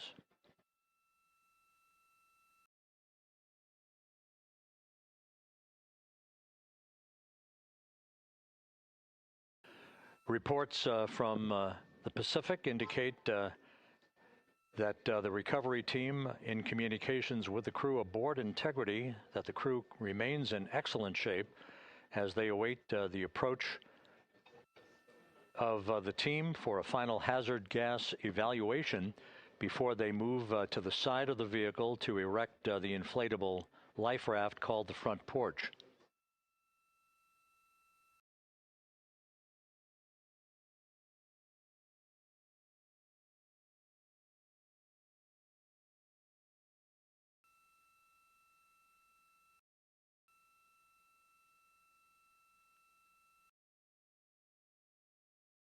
Again, no issues with Integrity. The vehicle is powered down. All of its systems are now safed.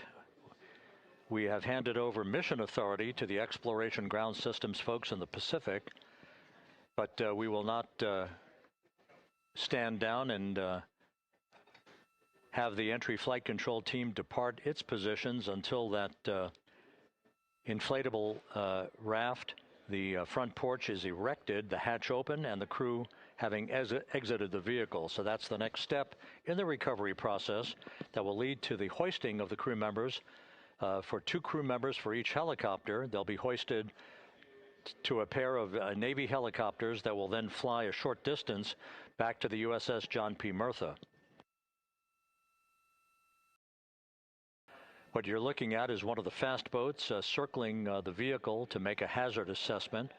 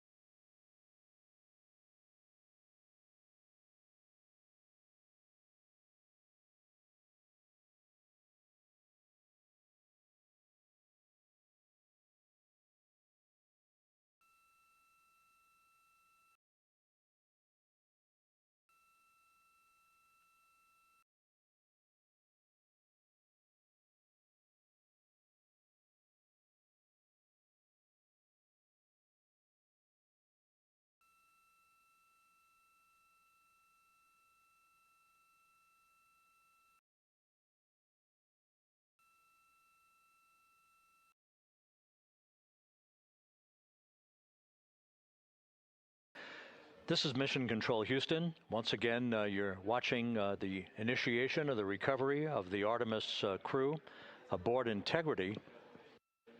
All of the Navy divers and the fast boats are now approaching the spacecraft after conducting a hazard assessment. The vehicle has been powered down. Entry Flight Director Rick Henfling now waiting for the life raft, the front porch, to be erected along the side of the vehicle so that the hatch can be opened and the crew members extracted from Integrity, soon to be hoisted one by one into a pair of Navy helicopters for a short flight back to the deck of the USS John P. Murtha. If you missed it earlier, we talked to Flight Dynamics and received a more official touchdown time or splashdown time, as it were, of 7:07 and 27 seconds p.m. Central Time, 5:07 and 27 seconds p.m. Pacific Time. That would equate to a mission elapsed time of 9 days, 1 hour, 32 minutes, and 15 seconds.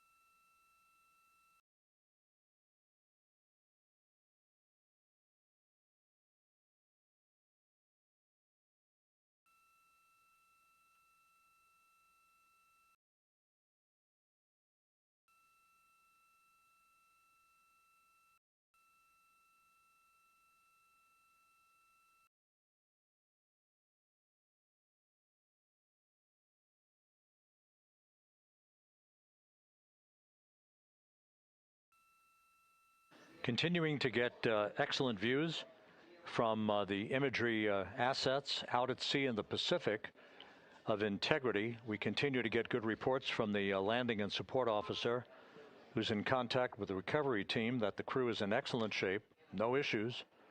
They're just currently biding their time, waiting for the front porch to be erected. We have no hazardous hazard gases and no hazardous situation with the vehicle. It performed perfectly all the way down from entry interface to its splashdown in the Pacific at 7:07 and 27 seconds p.m. Central Time. And as you can see, the first phalanx of recovery personnel now pulling up alongside of Integrity.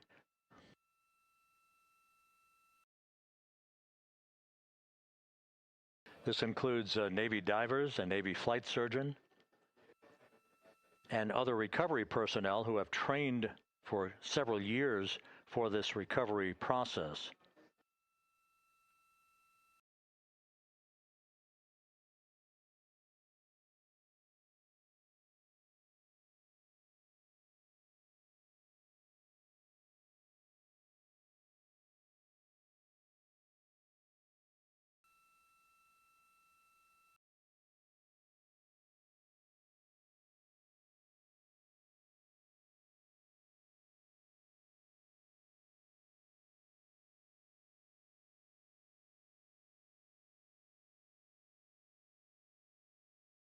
At this hour, some 41 minutes following splashdown, the vehicle has been powered down. There's no hazardous gas emanating from the vehicle. That's why the first team of recovery personnel has been able to pull alongside Integrity. And the reports continue to come in that the 4 astronauts are in excellent shape.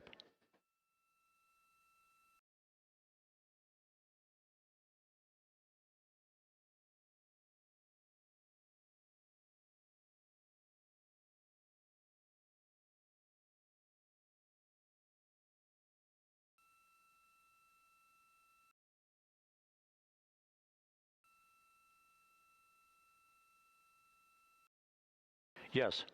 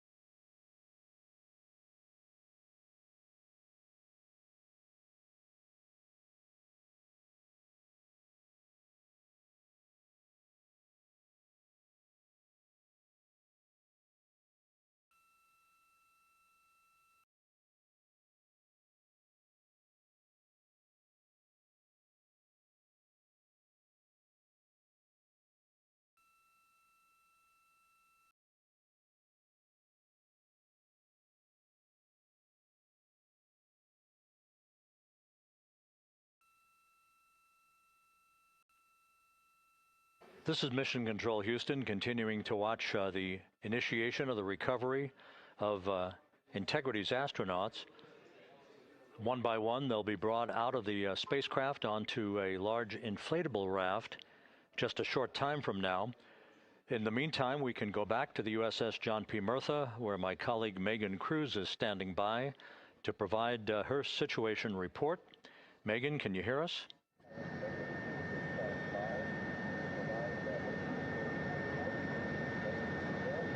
Hey, Rob. Yes, I can hear you. Thank you. Yeah, we're back here on the bow of the recovery ship where there are still plenty of people peering out into the water. We are not very far from the action everyone is seeing on their screen now. The Orion spacecraft, Integrity, in the ocean, surrounded by a number of recovery boats.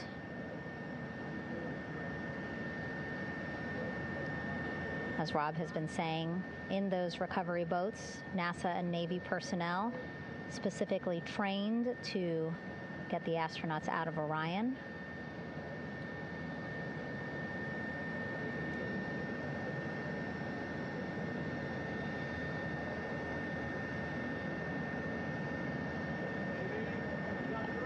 In some of our wide shots, you can probably see that there are 6 boats out in the water. More than 40 people out in the water right now on those boats.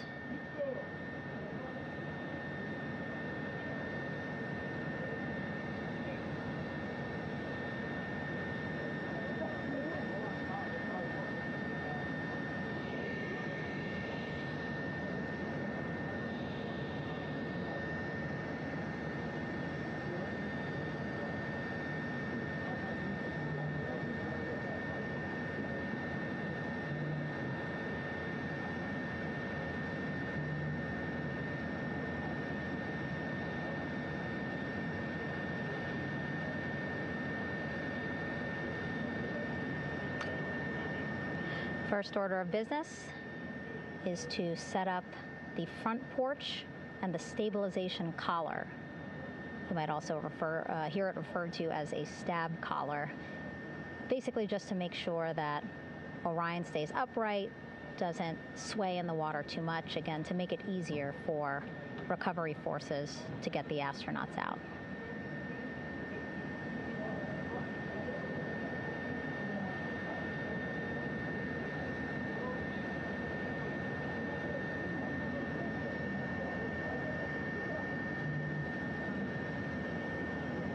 Again, we splashed down in the Pacific Ocean just after 5 p.m. Pacific time here. It's a requirement by NASA to be able to get the crew out of Orion within 2 hours of splashdown. So doing great on time so far. Plenty of time. No rush either. I was speaking to NASA flight surgeon Rick Schuring earlier in this broadcast, and he said to me, no rush to get the crew out. Just want to make sure that they're feeling good. And whenever they're ready to take their step out of Orion and onto that large raft, the front porch, folks will be ready.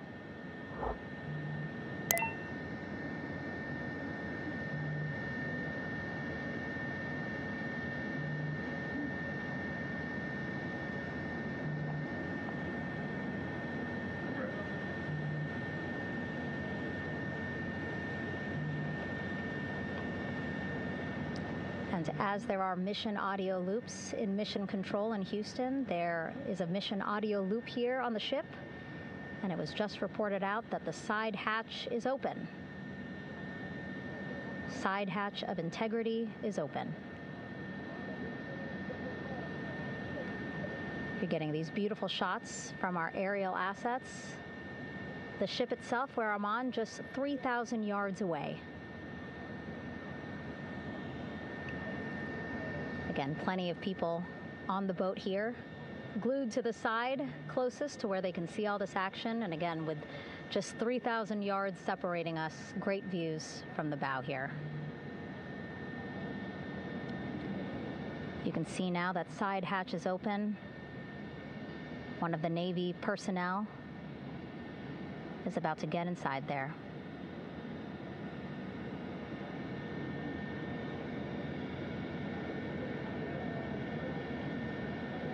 In they go. In total, 4 will go into Orion. So it'll be a little bit of a tight squeeze, but the goal is to have a recovery personnel with each astronaut assessing them.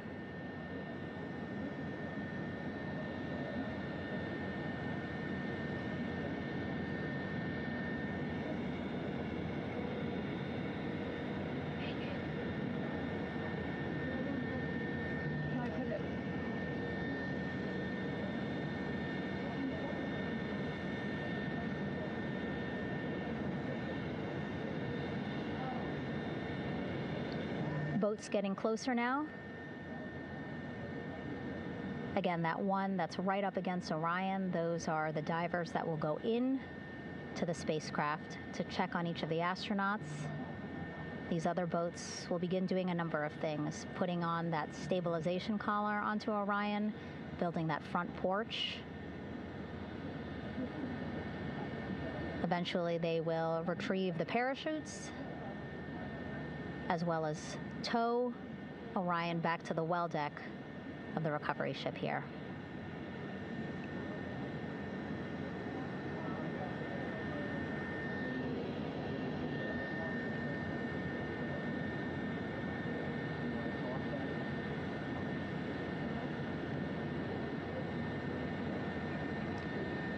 And so as we wait for the Navy and NASA personnel to get their assessment of the crew inside of Orion, why don't we toss it back to Rob for an update?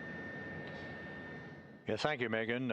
Here in Mission Control, Flight Director Rick Henfling and the entry team of flight controllers still on duty. The vehicle has been powered down for some time now. There are no hazardous gases emanating from integrity. That, of course, allowed the recovery personnel to approach the vehicle and then open the hatch to begin the initial medical assessment of the crew, as you just indicated.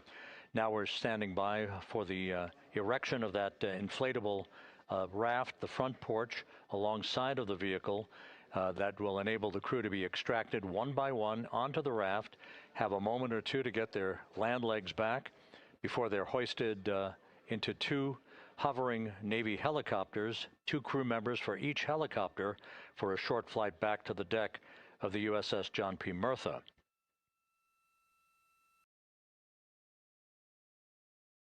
All of Integrity's systems operated flawlessly throughout the course of the approach to the Earth, the entry into the Earth's atmosphere, and all of the key milestones that followed in this high-speed return to Earth for Integrity, a mission that spanned more than 694,000 miles from the vehicle's launch from the Kennedy Space Center atop the Space Launch System back on April 1st.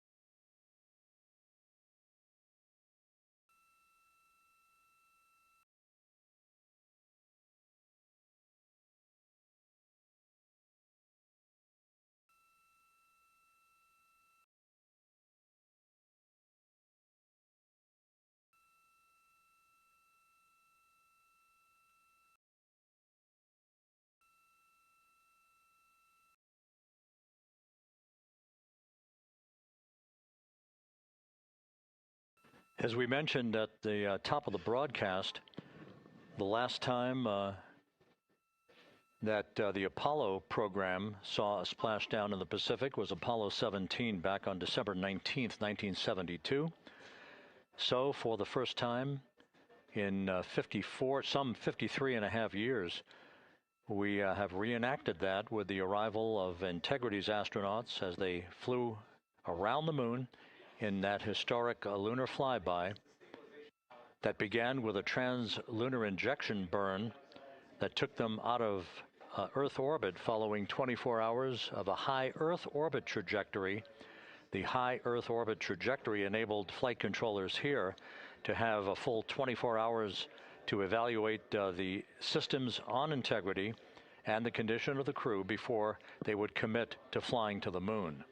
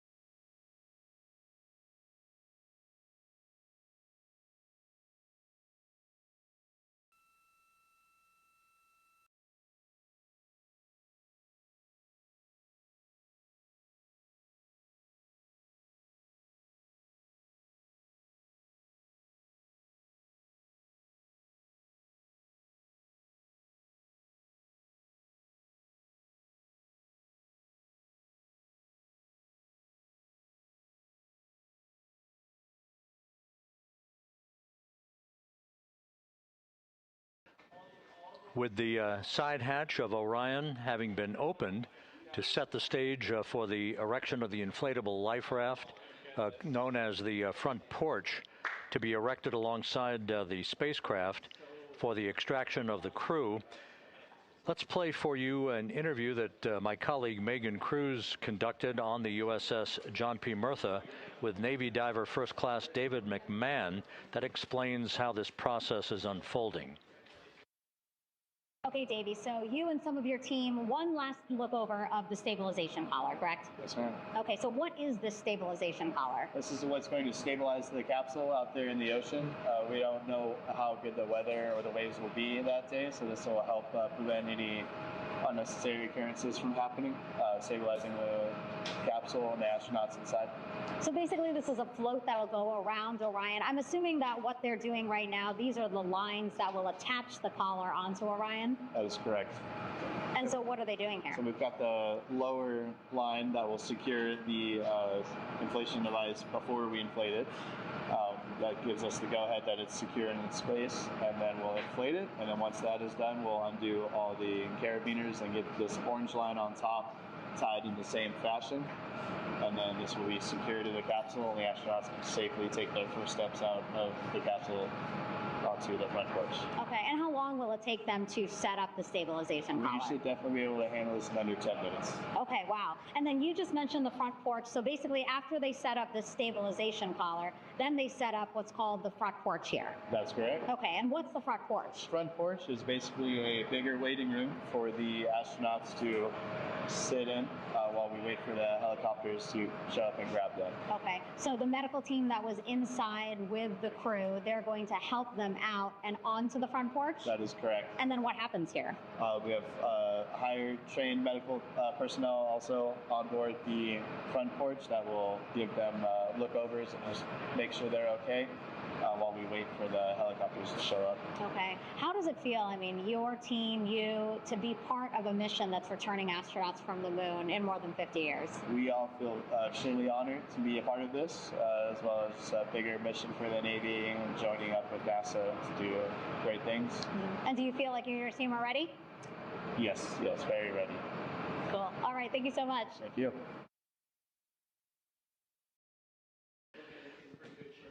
Once again, the recovery operations are continuing out in the Pacific. We shortly should see that life raft, the front porch, erected alongside the side hatch of the vehicle.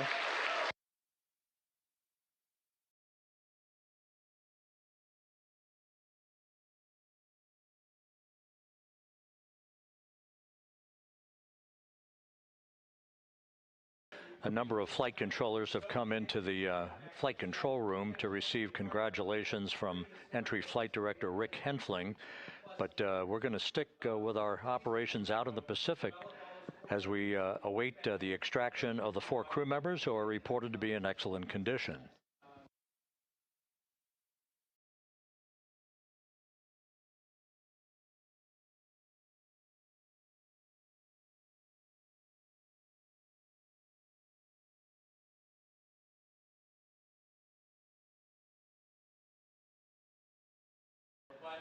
Again, while we stand by for that front porch to be erected alongside of the side hatch of the vehicle, let's go back to the USS John P. Murtha and Megan Cruz. Megan?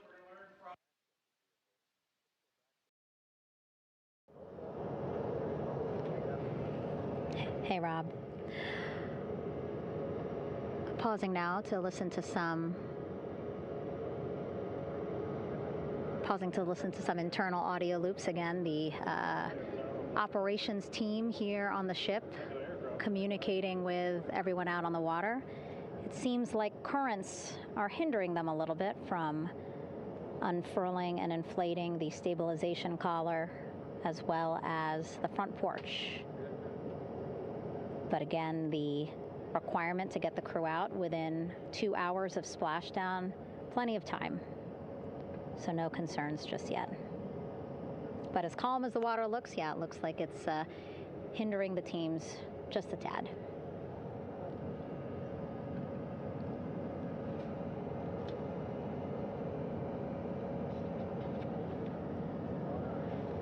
You can see in some of our shots that side hatch still open. Again, inside there are now 8 people inside. 4 divers, Navy divers, all with medical training, each assigned to an astronaut each. Making sure that they're comfortable, feeling good.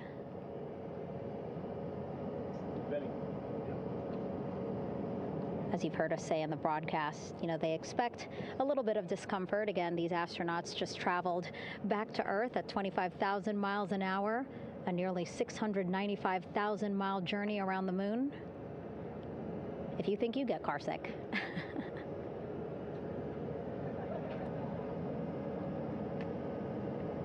Again, 6 boats out there, lots of gear with them, just in case, right? As we said, the crew reported feeling great, but again, all those folks out there in case they weren't, right? NASA is all about making sure we think about every situation that can happen, and so, of course, wanted to be ready in case any of our astronauts needed more medical attention while out there in the water.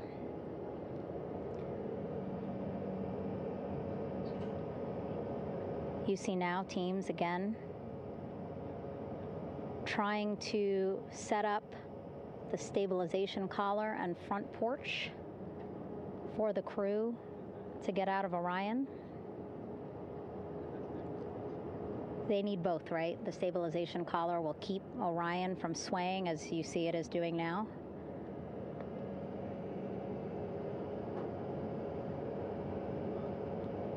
And then they will connect the front porch to the stabilization collar so that the crew can take 2 steps and they will be in the front porch.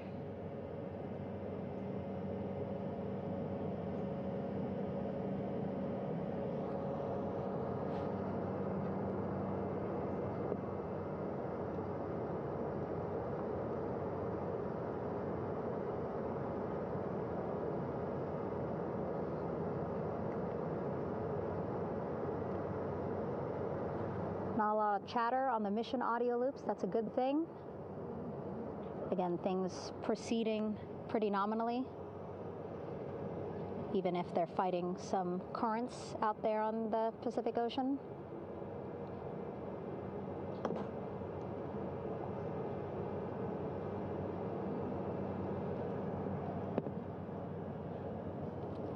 Again, the goal, setting up the stabilization collar and the front porch so that the crew can rest comfortably in the front porch, get placed into harnesses so that 2 helicopters can lift them off the front porch and onto the USS John Murtha here.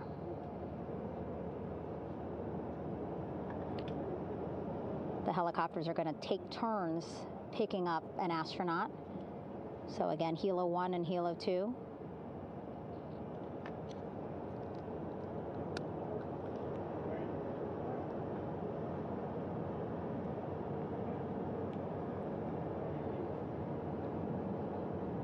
Okay, and the recovery team here on the ship just got a report from the undersea medical officer who is inside the capsule with the crew. He is reporting all 4 members are green. All of our 4 astronauts, Reed, Victor, Christina, Jeremy, green, meaning they are feeling great, not the complexion of their skin. They are feeling great, happy to be home, and ready to be extracted as soon as possible.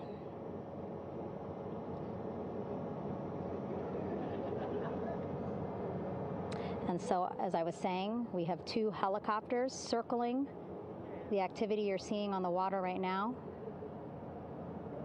Each will take turns picking up an astronaut. So Helo 1 will come on in, hover above the front porch, about 40 feet above the front porch.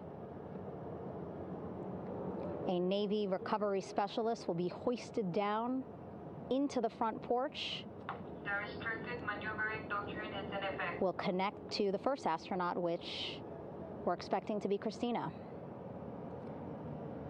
And then Helo 2 comes around, picks up Jeremy, while Helo 1 stays above head, and then Helo 1 will come back in for another astronaut, and then Helo 2 for the last astronaut, and then back to the flight deck here on the recovery ship.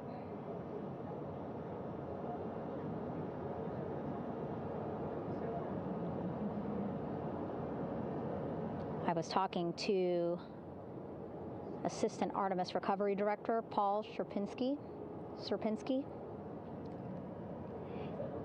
He said helos are a much quicker, safer way to get on board. They did actually consider boats, but then if you think about it, longer time, the crew would have to move through more of the ship. This way the helos will give a more direct, quicker route to the medical bay for our 4 astronauts.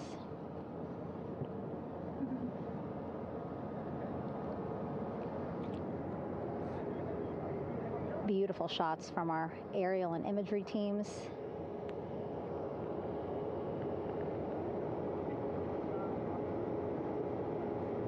Clouds have dissipated for a clear view from the bow of the recovery ship here.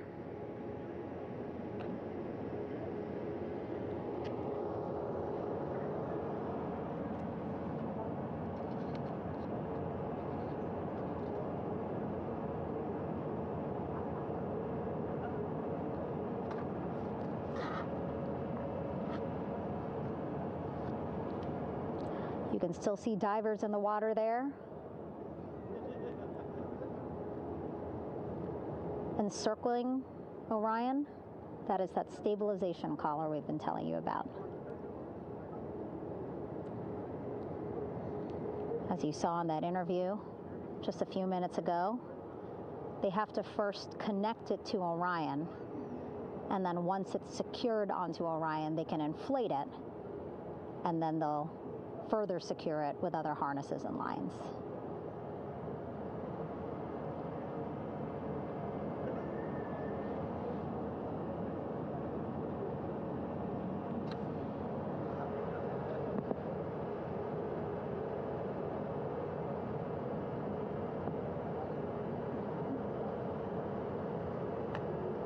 About an hour and 10 minutes since splashdown in the Pacific Ocean here.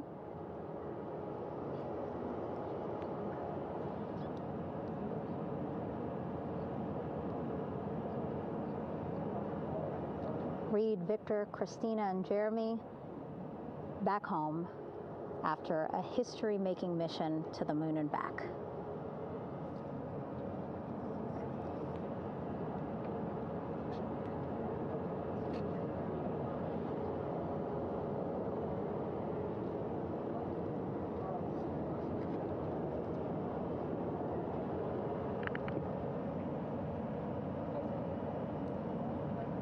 If you missed what we said just a couple of minutes ago, the undersea medical officer inside with the crew in Orion reporting all 4 crew members feeling great.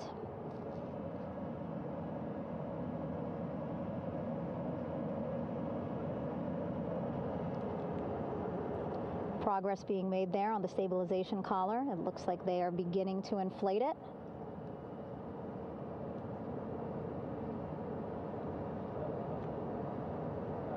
And it looks like they're starting to unfold the front porch in order to get that into the water here shortly and inflate that as well.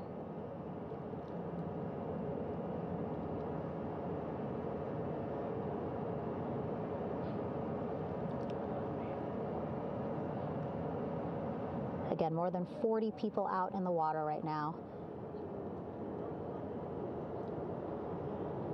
And those Navy and NASA personnel have been in the water for now about 4 hours.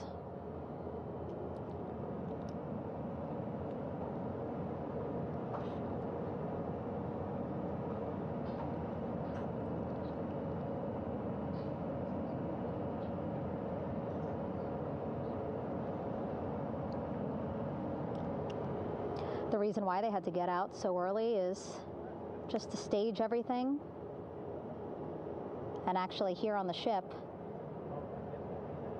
when there are flight operations happening, you can't have anything else, right? Just because the flight deck can be a dangerous place, so they just want to focus on planes coming and going from the ship, so that's why they wanted to get the boats in the water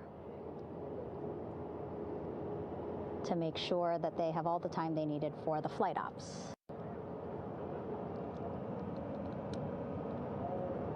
And then the same crew here out in the water, they will stay out in the water for a number of hours after we recover the crew and get them back on the ship, because then they have to recover Orion.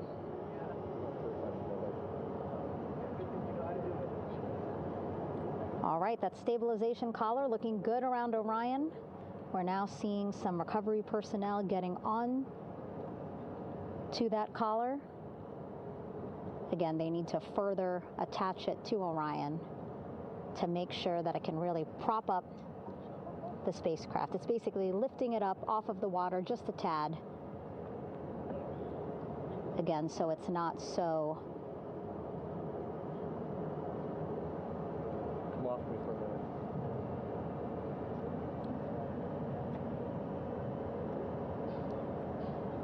So it doesn't sway so much in the water there.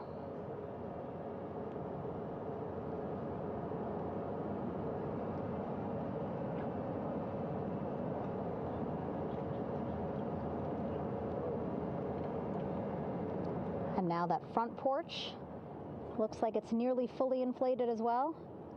You can see a much larger surface area.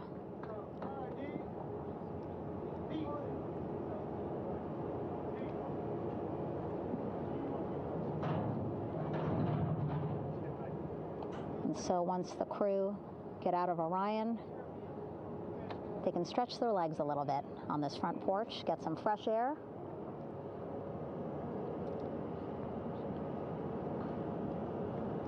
And enjoy this beautiful day here on their home planet.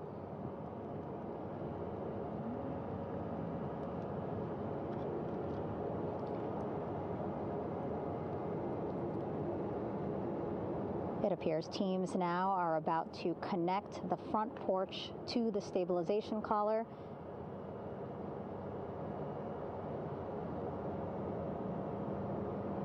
And at that point, when both are secure, we should soon see astronauts come out of Orion.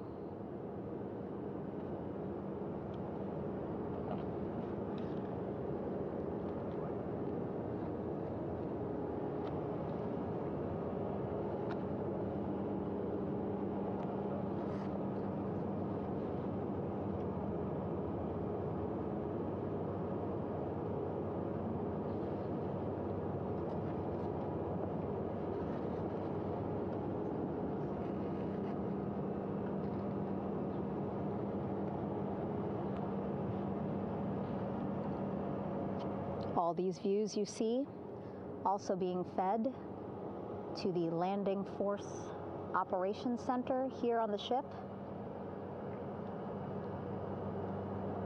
Of course, it is very important for our recovery teams leading the mission to have all the views that you're seeing as well. Again, listening to their communication loop here on the ship. Very quiet, which is a good thing.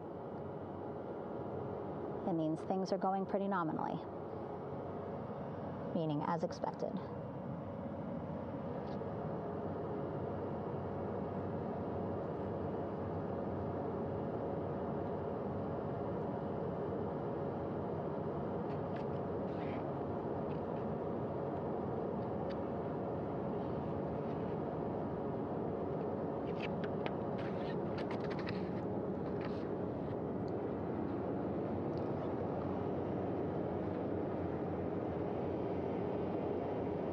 Again, all this activity happening just 3,000 yards away from the ship. So that means this will be a very quick flight back on the helicopters for the crew. 2-3 minutes, and then they'll be back here on the ship. I know.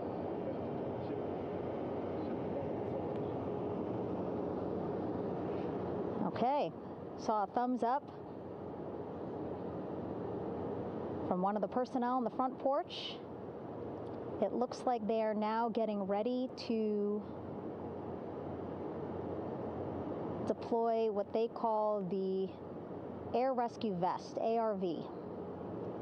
And so this is the harness that each crew member will get into in order to be hoisted into the helicopters. Again, those helicopters hovering just about 40 feet above the front porch when they're ready to pick up each crew member.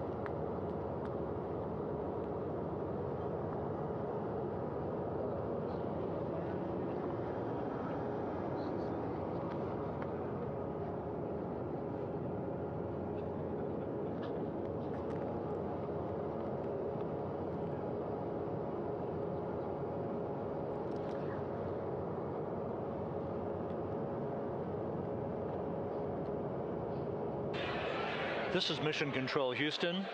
Behind me, a fairly raucous scene as hundreds of flight controllers have poured into the flight control room here.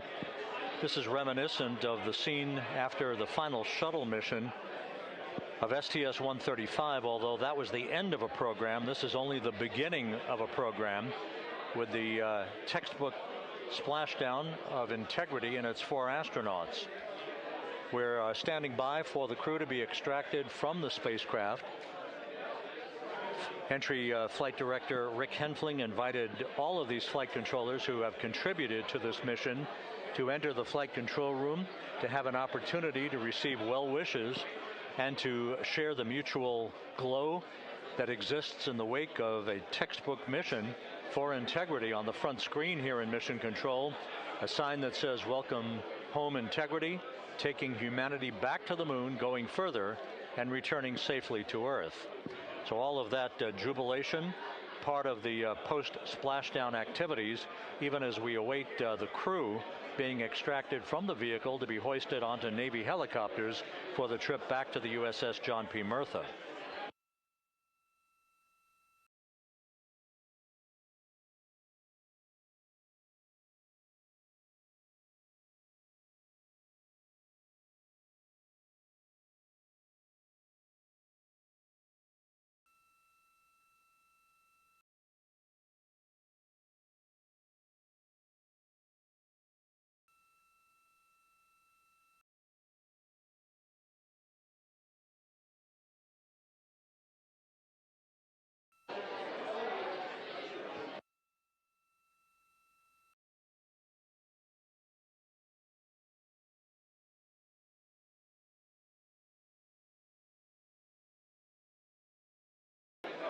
Once again here in Mission Control, this view of the Artemis flight control room, known as the White Flight Control Room. This is the old shuttle flight control room, and now is the home of Artemis missions to the moon and beyond.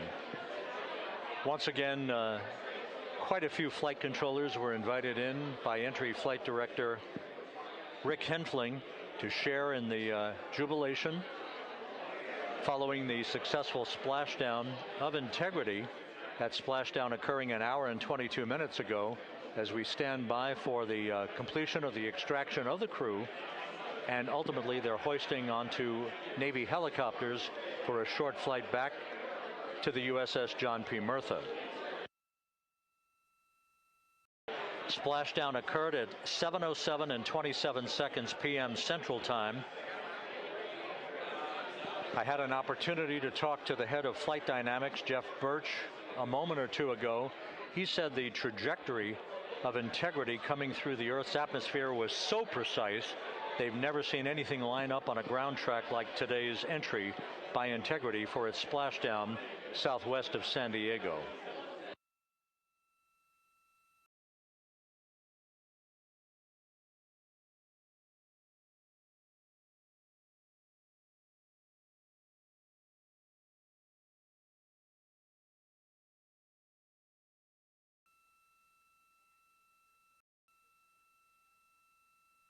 And the initial, you can hear it.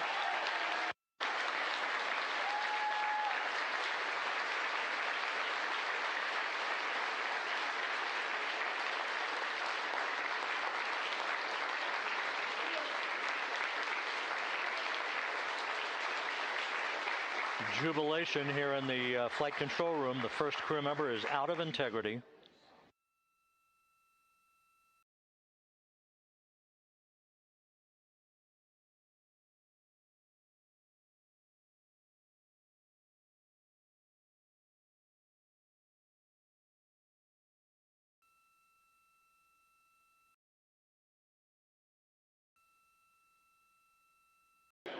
We are expecting the other crew members momentarily to be extracted.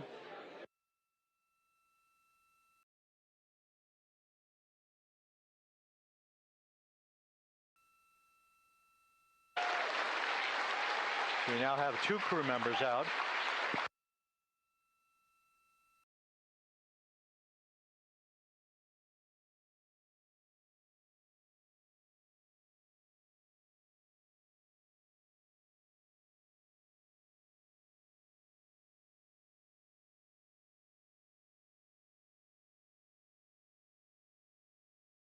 Two crew members out, 2 to go.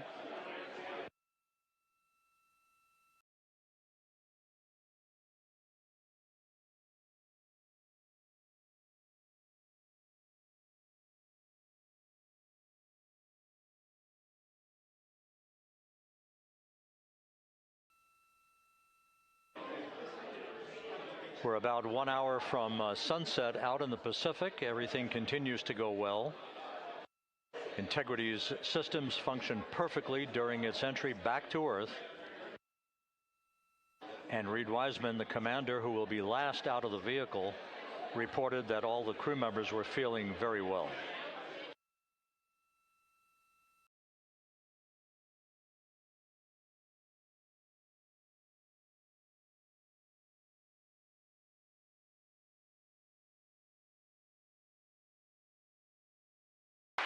Crew member number 3 now out.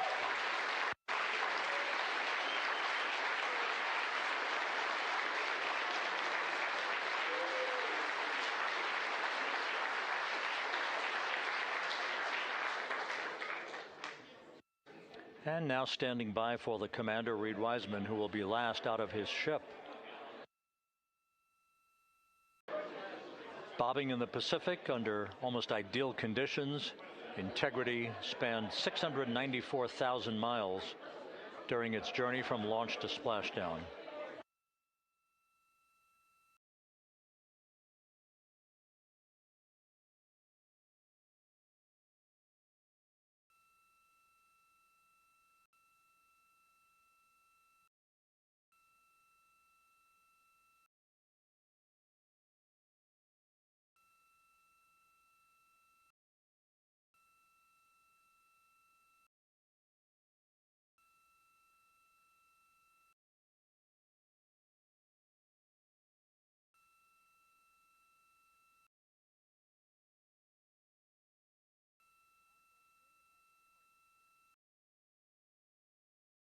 And we now have Reed Wiseman out of the vehicle, all 4 crew members now out of Integrity.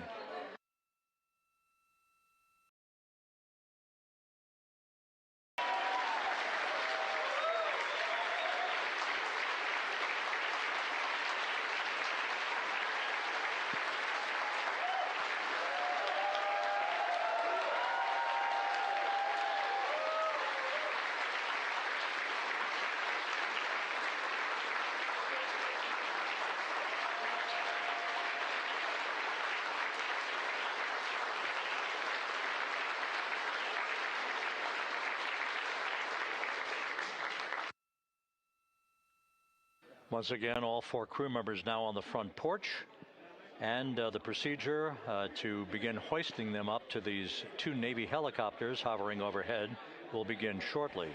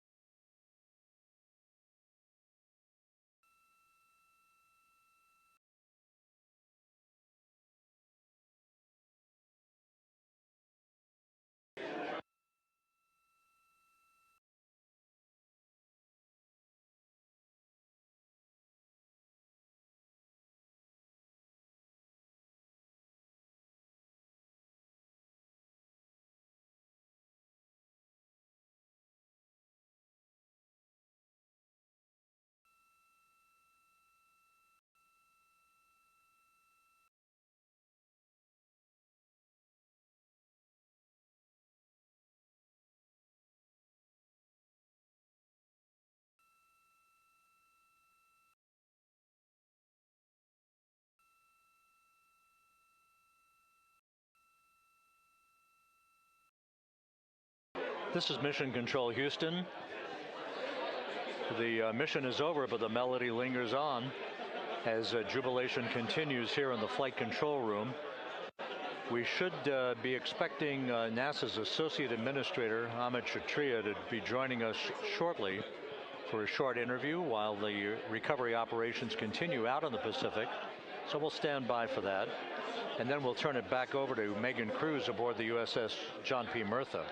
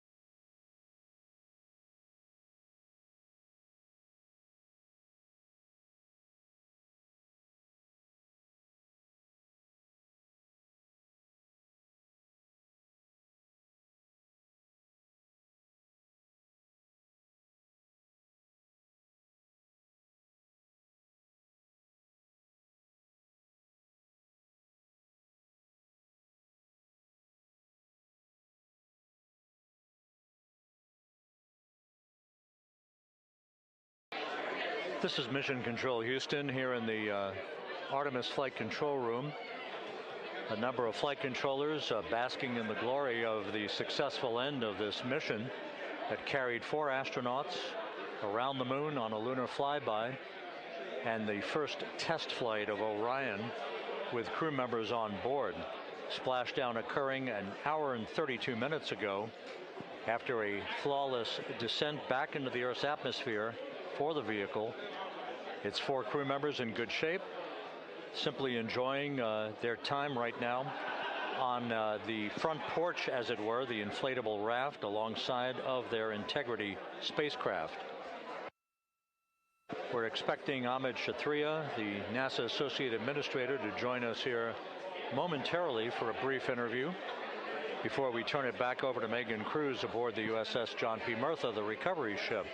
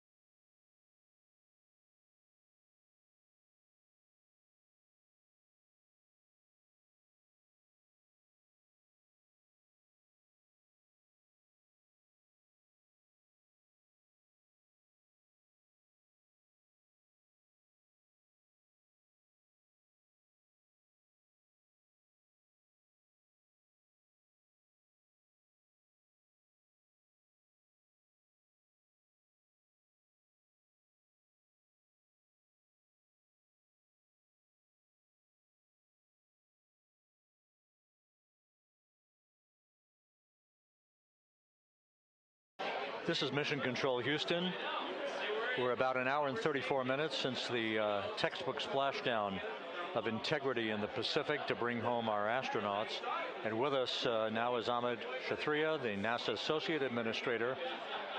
Amit, a little bit of history made tonight, a little bit of history made over the past few weeks. Your thoughts as this team here basks in the glow of what they just accomplished?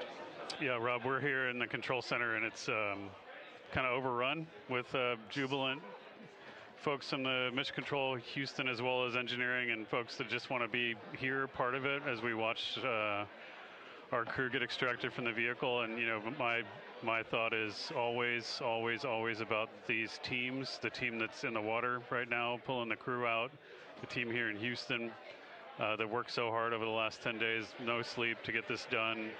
You know, we still have some work to do to get the crew to the med bay here on the ship. They all look great coming out, so hopefully that won't be too long. You know, I think we saw the administrator on the boat too, giving his thanks to the Navy team on the Mirtha, which they're just an incredible group of sailors. I was able to visit with them a couple weeks ago. And then if you pull it all the way back to the workers and the folks that joined the rocket at Michoud, that made the heat shield tiles that held together tonight, that stacked the vehicle in Florida, that integrated the vehicle in Denver, that fired the engines in Stennis, that fired the boosters in Promontory. I mean, this is the entire team, you know, coming together and being tested by the environment that this machine went through, and they did it right. The work was good. They did it right.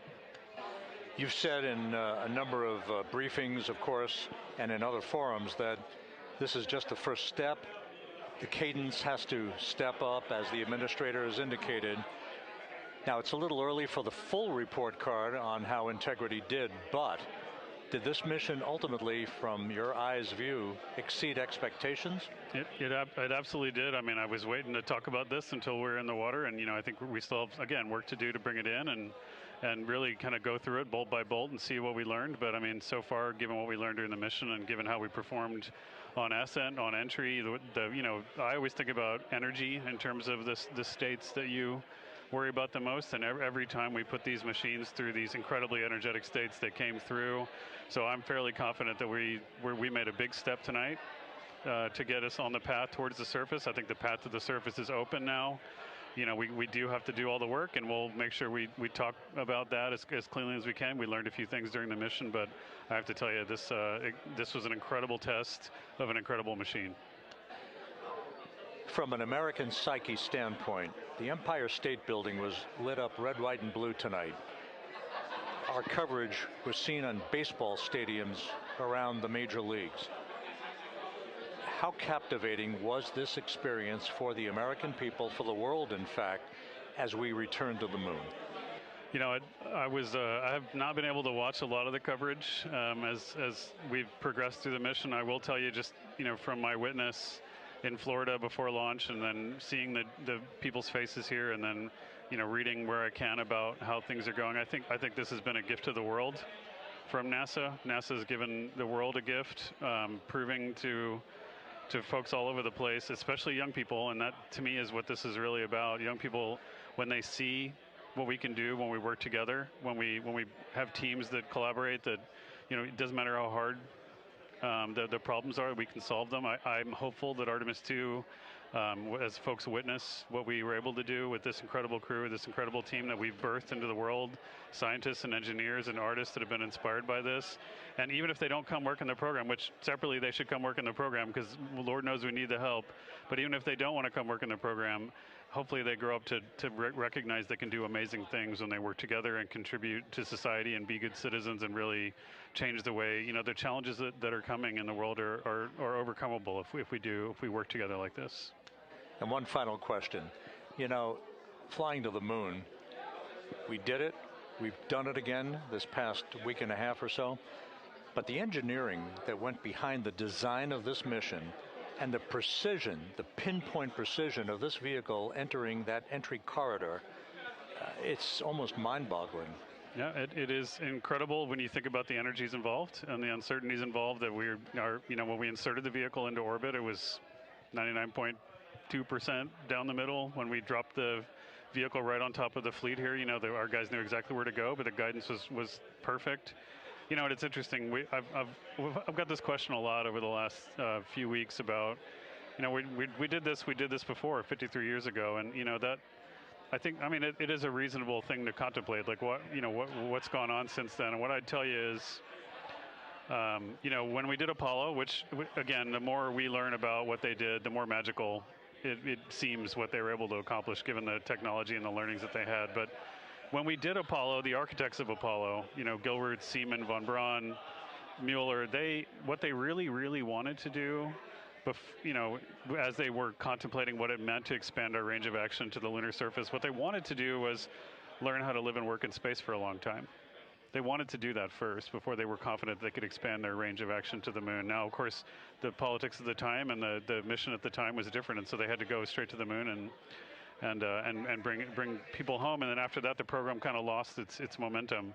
But you know, after that, NASA kept moving along those paths, right? So we recognized during Apollo that reusability was going to be important. We spent a lot of money on those machines, and you know, we spent a lot of money on these machines here, even though, but we recognized that reusability was important, which is why we built a winged space plane called Space Shuttle, and then we used that reusable machine to build a space station.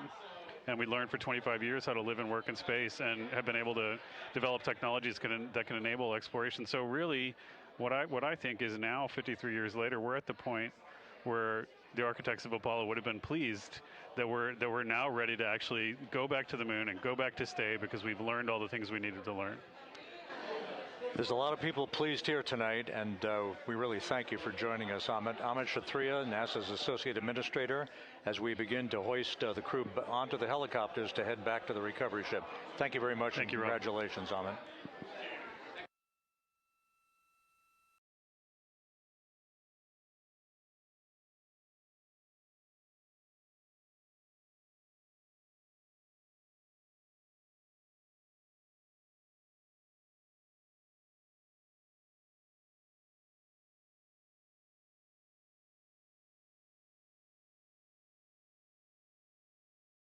This is Mission Control Houston, with the crew members now beginning to be hoisted aboard the Navy helicopters.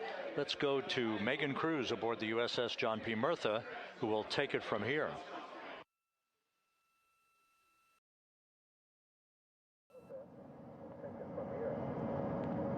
Hey, Rob, yeah, back on the bow of the ship here, we are seeing the helicopters circling Orion, the first one there, having just completed picking up the first astronaut.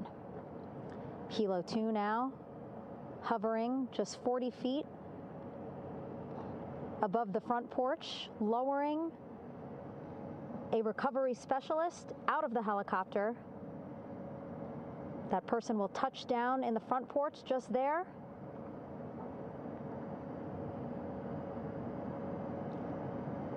The crew members already outfitted with a harness that will allow them to quickly attach to the hoisting device.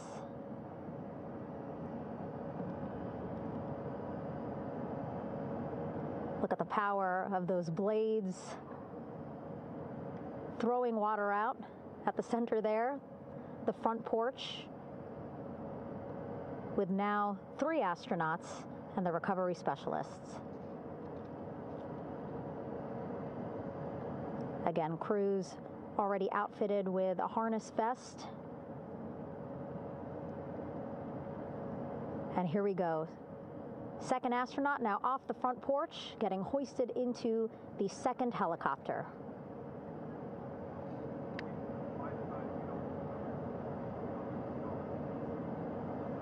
That helicopter will now hover just a distance away to give room for the first helicopter to come back and pick up the third astronaut.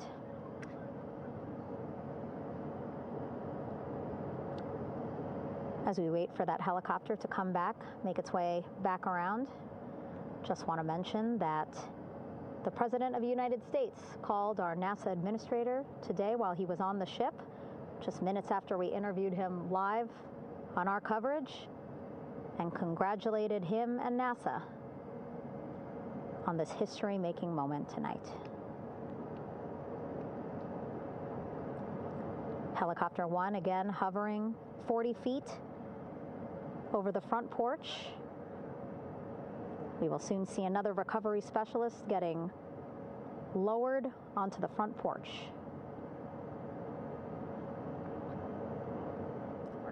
Wow, imagine sitting on that front porch, the wind, the water.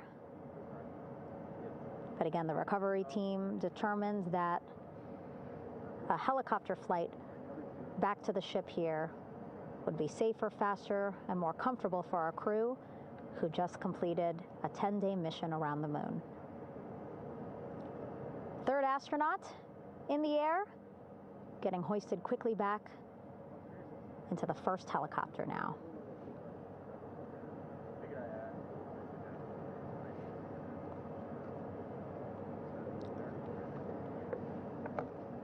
That first helicopter now on its way back to the ship here. We will soon see it land in just a few minutes. Again, all this action happening just 3,000 yards away from us, so a very quick flight back to the flight deck. And now the only person left on the front porch, Commander Reed Wiseman. That second helicopter now making its way back over to the front porch. Here it comes.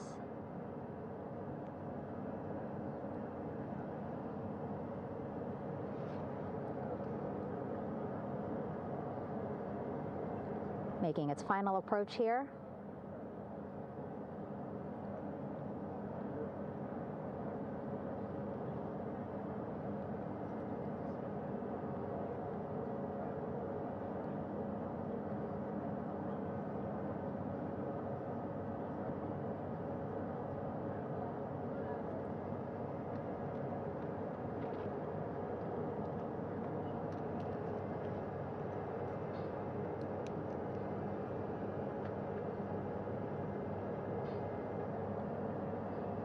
The last astronaut, Commander Reed Wiseman, now off the front porch and almost into the second helicopter. Both now on their way back to the ship where we are, the USS John P. Murtha, just west of San Diego in the Pacific Ocean.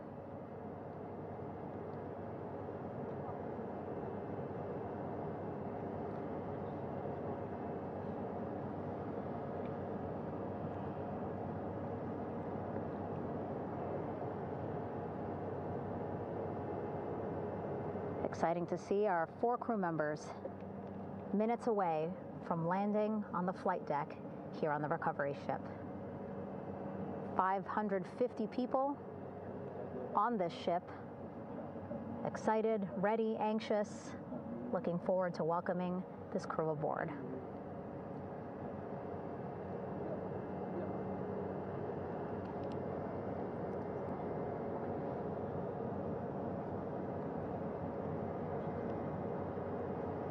Watching them now with our own eyes.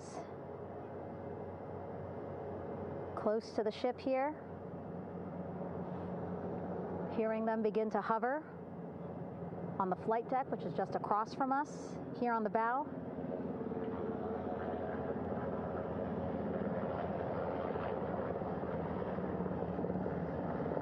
The first helicopter coming in.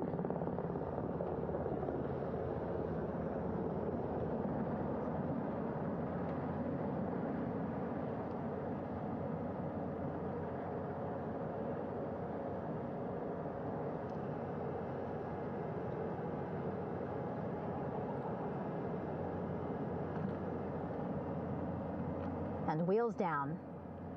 Wheels down of the first helicopter carrying 2 of our Artemis II crew. Pilot Victor Glover and mission specialist Christina Cook.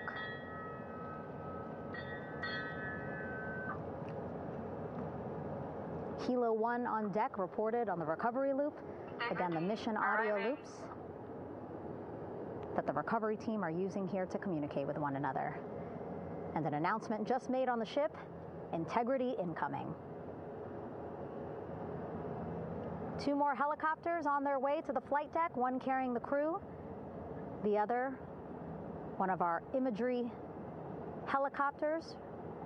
Again, kudos to our imagery and aerial teams for giving us these beautiful views of history in the making. Set amid a gorgeous, soon-to-be sunset here in the Pacific Ocean.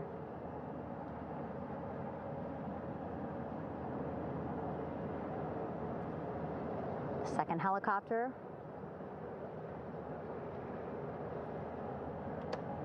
making its approach of the flight deck.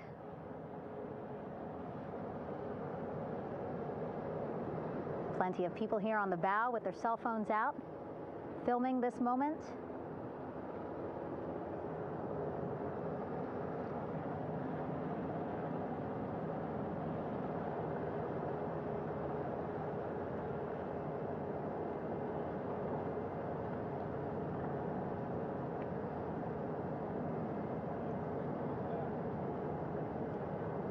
Some impressive flying here by the Navy,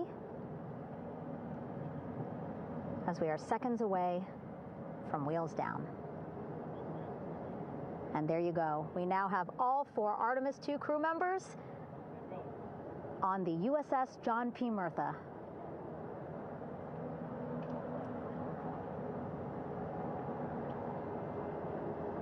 I'm sure they're happy to be out of the water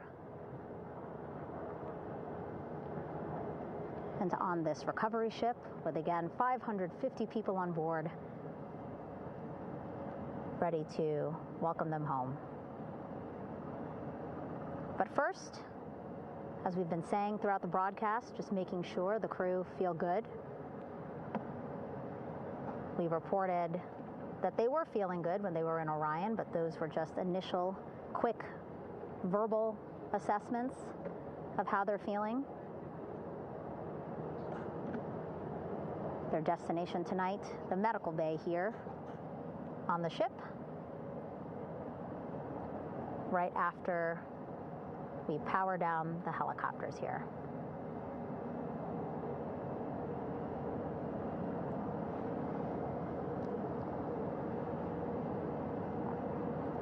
The team on the flight deck working quickly but methodically.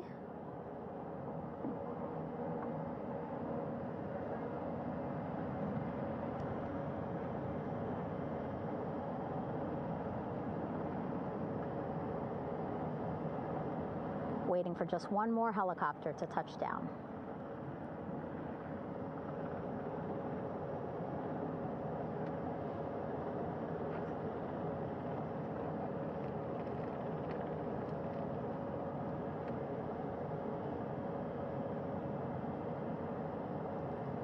Very limited personnel here on the flight deck. Restricted maneuvering doctrine is in effect.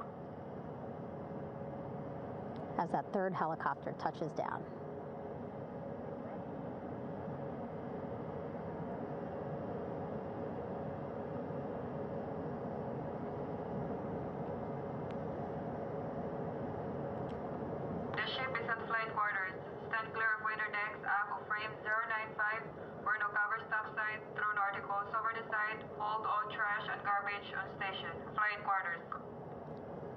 While just a few folks on the flight deck itself, there are plenty more on some upper decks. I see in some of our views a very packed crowd overhead. Announcements being made over the ship's loudspeaker system, reminding folks to stay clear of operational areas like the flight deck, so that teams can work quickly to get the crew off of the helicopters and into the medical bay.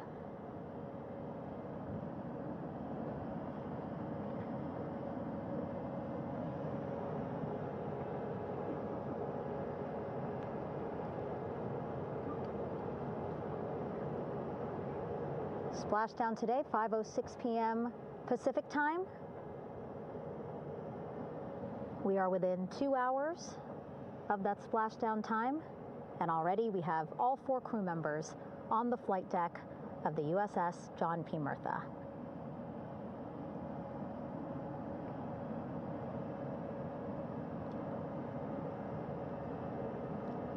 Again, crew waiting before getting out for the helicopters to completely shut down.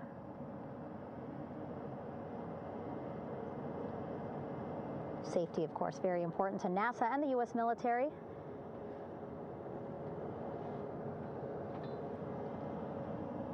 So we'll wait just a couple of minutes here before we start seeing crew members walk off the helicopters one by one.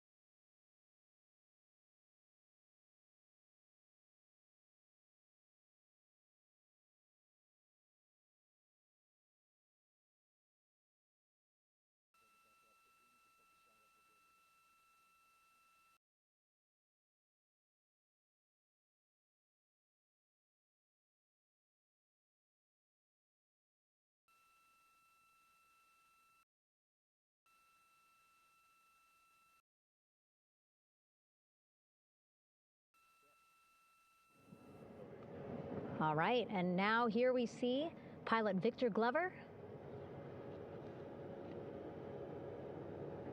and mission specialist Christina Cook sitting on the edge of one of the helicopters, looking in great spirits.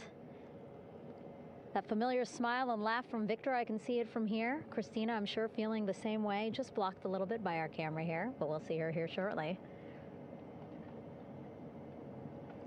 A photographer taking their pictures. Victor saluting folks on the flight deck. They look like they're in great spirits. Happy to be home, I'm sure.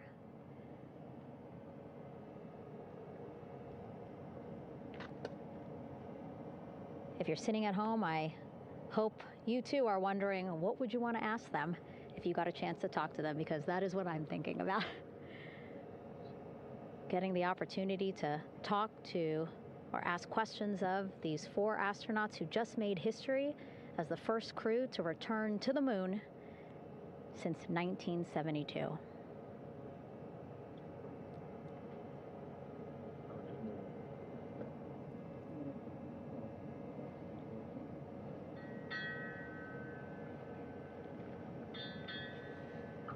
Oh, there we see Christina there, also smiling. Finally peering out, waving at the cameras. Hello to you too, Christina, yes. Welcome back. Welcome, welcome home. A loudspeaker announcement on the ship saying, "Welcome home, Integrity."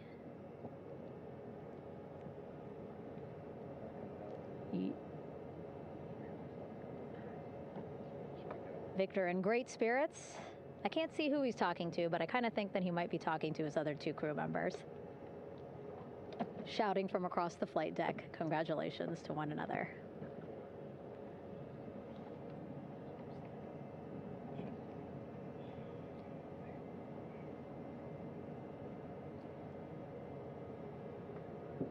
And so now we see some Navy personnel walking up to the helicopter. This is again the first helicopter carrying pilot Victor Glover and mission specialist Christina Cook. Both have taken off their helmets now.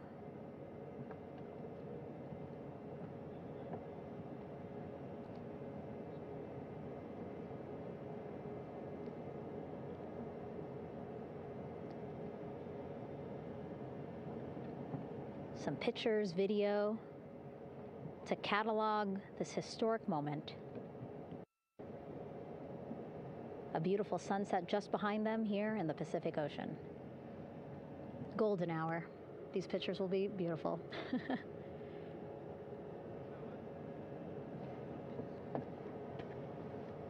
Now we see NASA Administrator Jared Isaacman. He is on the flight deck, as well as Flight Surgeon Rick Schuring walking over to Victor and Christina first. We saw the administrator walk over to the other helicopter, which is carrying Commander Reed Weissman and Mission Specialist Jeremy Hansen.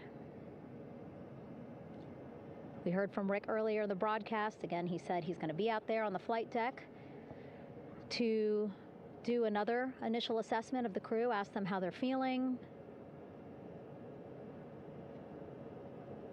anything bothering them. But again, from what I'm seeing, they look like they're in great spirits and feeling pretty good for folks who just traveled 695,000 miles from Florida to the moon and now here to the Pacific Ocean.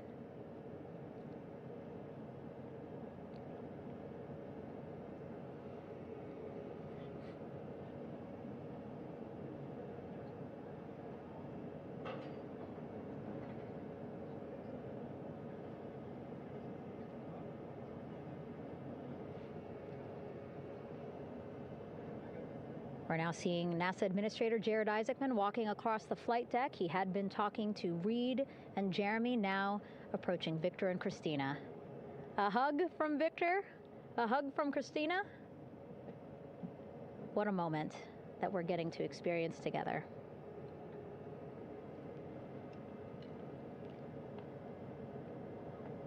I'm sure congratulatory words. You know, we got to speak to the administrator live on this broadcast as well, and he said the kid in him right now, giddy, absolutely giddy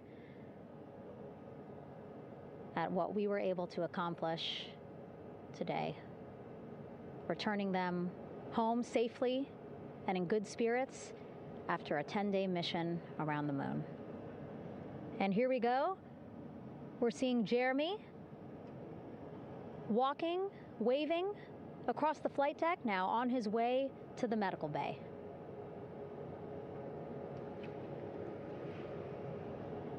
It's a short walk, less than a minute. Again, that's why the recovery team decided to use helicopters to get them on the flight deck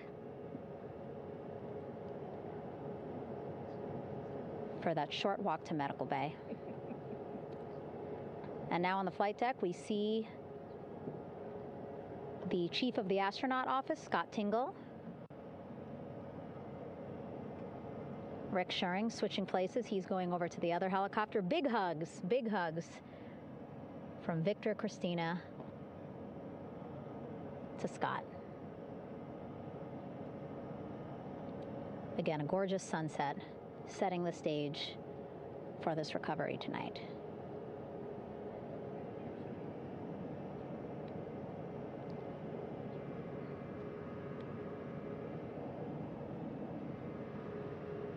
All right, and now here we are, Christina, making her way, looking thankful, grateful, happy to be home.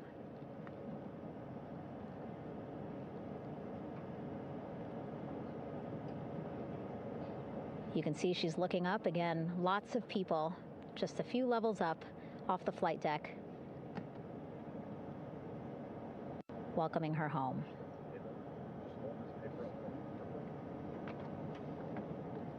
Scott holding the door like a gentleman, but back on his way to the other crew still on the flight deck.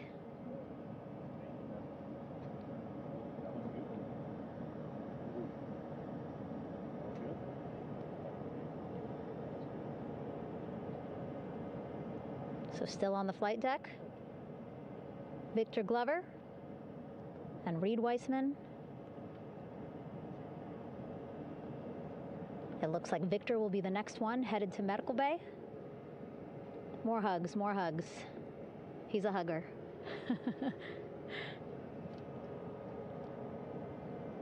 Victor looking good as he walks across the flight deck.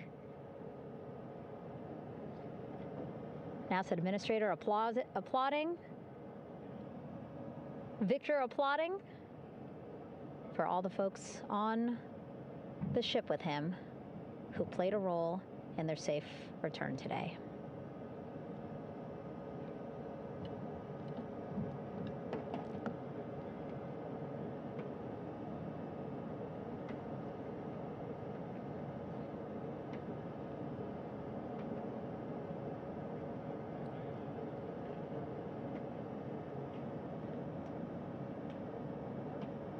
And finally, just one Artemis II crew member left on the flight deck, Commander Reed Weissman.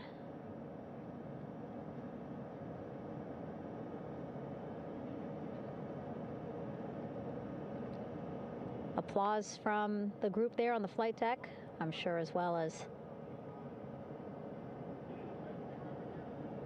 on the level just above them, packed with people.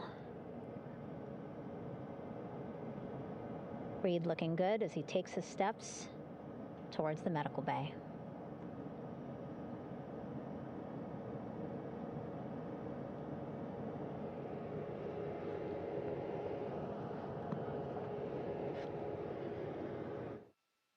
See our 4 Artemis II crew members back on the ship.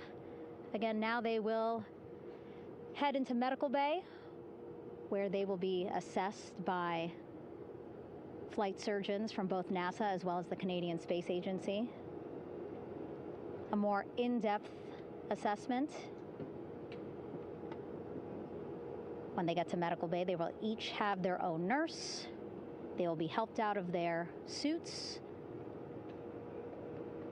And then again, we'll check to see that they're feeling good. Make sure it's not just adrenaline, but that they are feeling good from their long journey back from the moon. Beautiful shot of that sunset, illuminating our flight deck.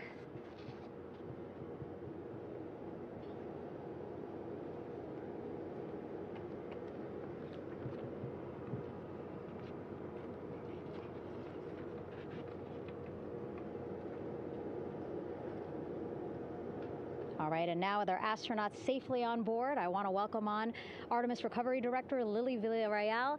Lily, I don't know how you must be feeling right now. Ecstatic, relieved? I'm so ecstatic, relieved. Of course, we still have to bring the capsule into the well deck of the ship, but this is a major milestone to have the crew here on the ship and in med bay. You know, our team has been preparing and working really hard, and I'm just so proud of them all. Everything went very well, just as planned. Our teammates in Houston, the flight control team was just amazing. We were able to have great conversations and communications about everything. And I don't know what else to say. I'm just so ecstatic. It's such a wonderful feeling to get to this point. Again, we still have to get the capsule, but this is huge for all of us in landing recovery, and I couldn't do this without my team, and of course the full support of the U.S. military. There's going to be lots of, high fives when we get the capsule back in, and I'm so happy that the crew's doing well, Ryan's doing well, and thank you for everybody watching. Yeah, it was great to watch the crew come back to the ship with you. How were you feeling when you were seeing them looking so happy to be home and feeling really good? The funny thing is that we had video of them from inside the Orion vehicle. They were like that from the beginning. When we opened the hatch, they were already out of their seats, having a good time, waiting for us to open the hatch. And they opened the hatch, and of course we did the first medical assessment. Everybody was doing very well, and they were just having such a great time with the medical team that was inside the capsule. I think they were all taking selfies with the phones that they have, probably talking about what they saw, and it was just smiles all around. They were having such a great time. And then we put them on the front porch when we were ready to put them on the front porch. And again, you could see they were just so ecstatic to be home and talking to everybody. So we were very happy to see all of that in the control room of the LFOC. How remarkable is that? Again, if we think about their journey, the 695,000-mile journey around the moon and back, coming back at 30 times faster than the speed of sound. I mean, how remarkable is that they are in such good spirits? I mean, this is an amazing crew. I think you guys have seen it for the past 10 days. They're wonderful people, and we're so happy that they brought us along on that ride. And I can't wait to see all the additional videos and pictures that they have that, we'll get a hold of now that they're back on the ground. And I can't wait to hear how, a little more than what we saw on the press briefings from the crew about what they saw. It's just fantastic. Some of my favorite people during this 10 days was the science team and how excited they were. And so this is exactly how we feel in the landing recovery team when the science team went, oh my goodness, when they heard all the discussions about the moon. This is exactly how we feel now in the landing recovery team. We're so ecstatic. Yeah. Again, we have to recover the capsule. I want to make sure we don't forget about our Orion. Lily's all about business. She's thinking about what's next. But yeah, speaking of these 10 days, I mean, we have been along for the journey with them, live with them 24/7 for 10 days, and just really seeing the engagement that we've gotten from around the world. What do you hope people take away from this mission? I think that's fantastic. So, my story was that I went to the Kennedy Space Center. I was born in Colombia. I was 10 years old when we moved to the United States, but when I was 7, my family took me to the visitor center, and that's when I learned about Apollo. And we went to the moon, and I learned about astronauts, and that story was what really fueled me to want to do STEM and want to be an astronaut.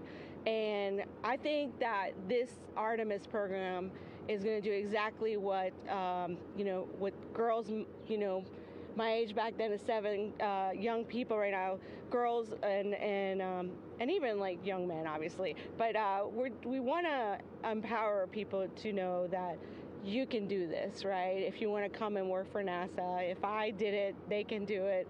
And Artemis program is just going to inspire everybody. And I'm so happy about that. Yeah. Like Apollo inspired me. Thank you so much, Lily. Really appreciate you being here. As you said, still a lot of work to do. 5 to 6 more hours to recover Orion that's still out in the water. So I'll let you get back to it. But you had beautiful words to say again. We hope that this inspires people. We hope that you come and join us at NASA and accomplish great things with us in the future. Yeah. Back to you, Rob. Thank you, Megan, and safe sailing out there in the Pacific. Here in Mission Control, it is now all quiet. The team of flight controllers and all their support personnel have left the room to enjoy the aftermath of a textbook touchdown by Integrity that splashed down in the Pacific right on target to complete this historic flyby of the moon, the Artemis II mission. With that, we'll wrap up our coverage for the night and point you to a post-splashdown news conference in 15 minutes at 9:35 p.m. Central Time, 10:35 p.m. Eastern Time, where managers will discuss the return of the Integrity spacecraft and the completion of the Artemis II mission. With that, we'll wrap up our coverage for this evening and historic mission in the history books. This is Mission Control Houston.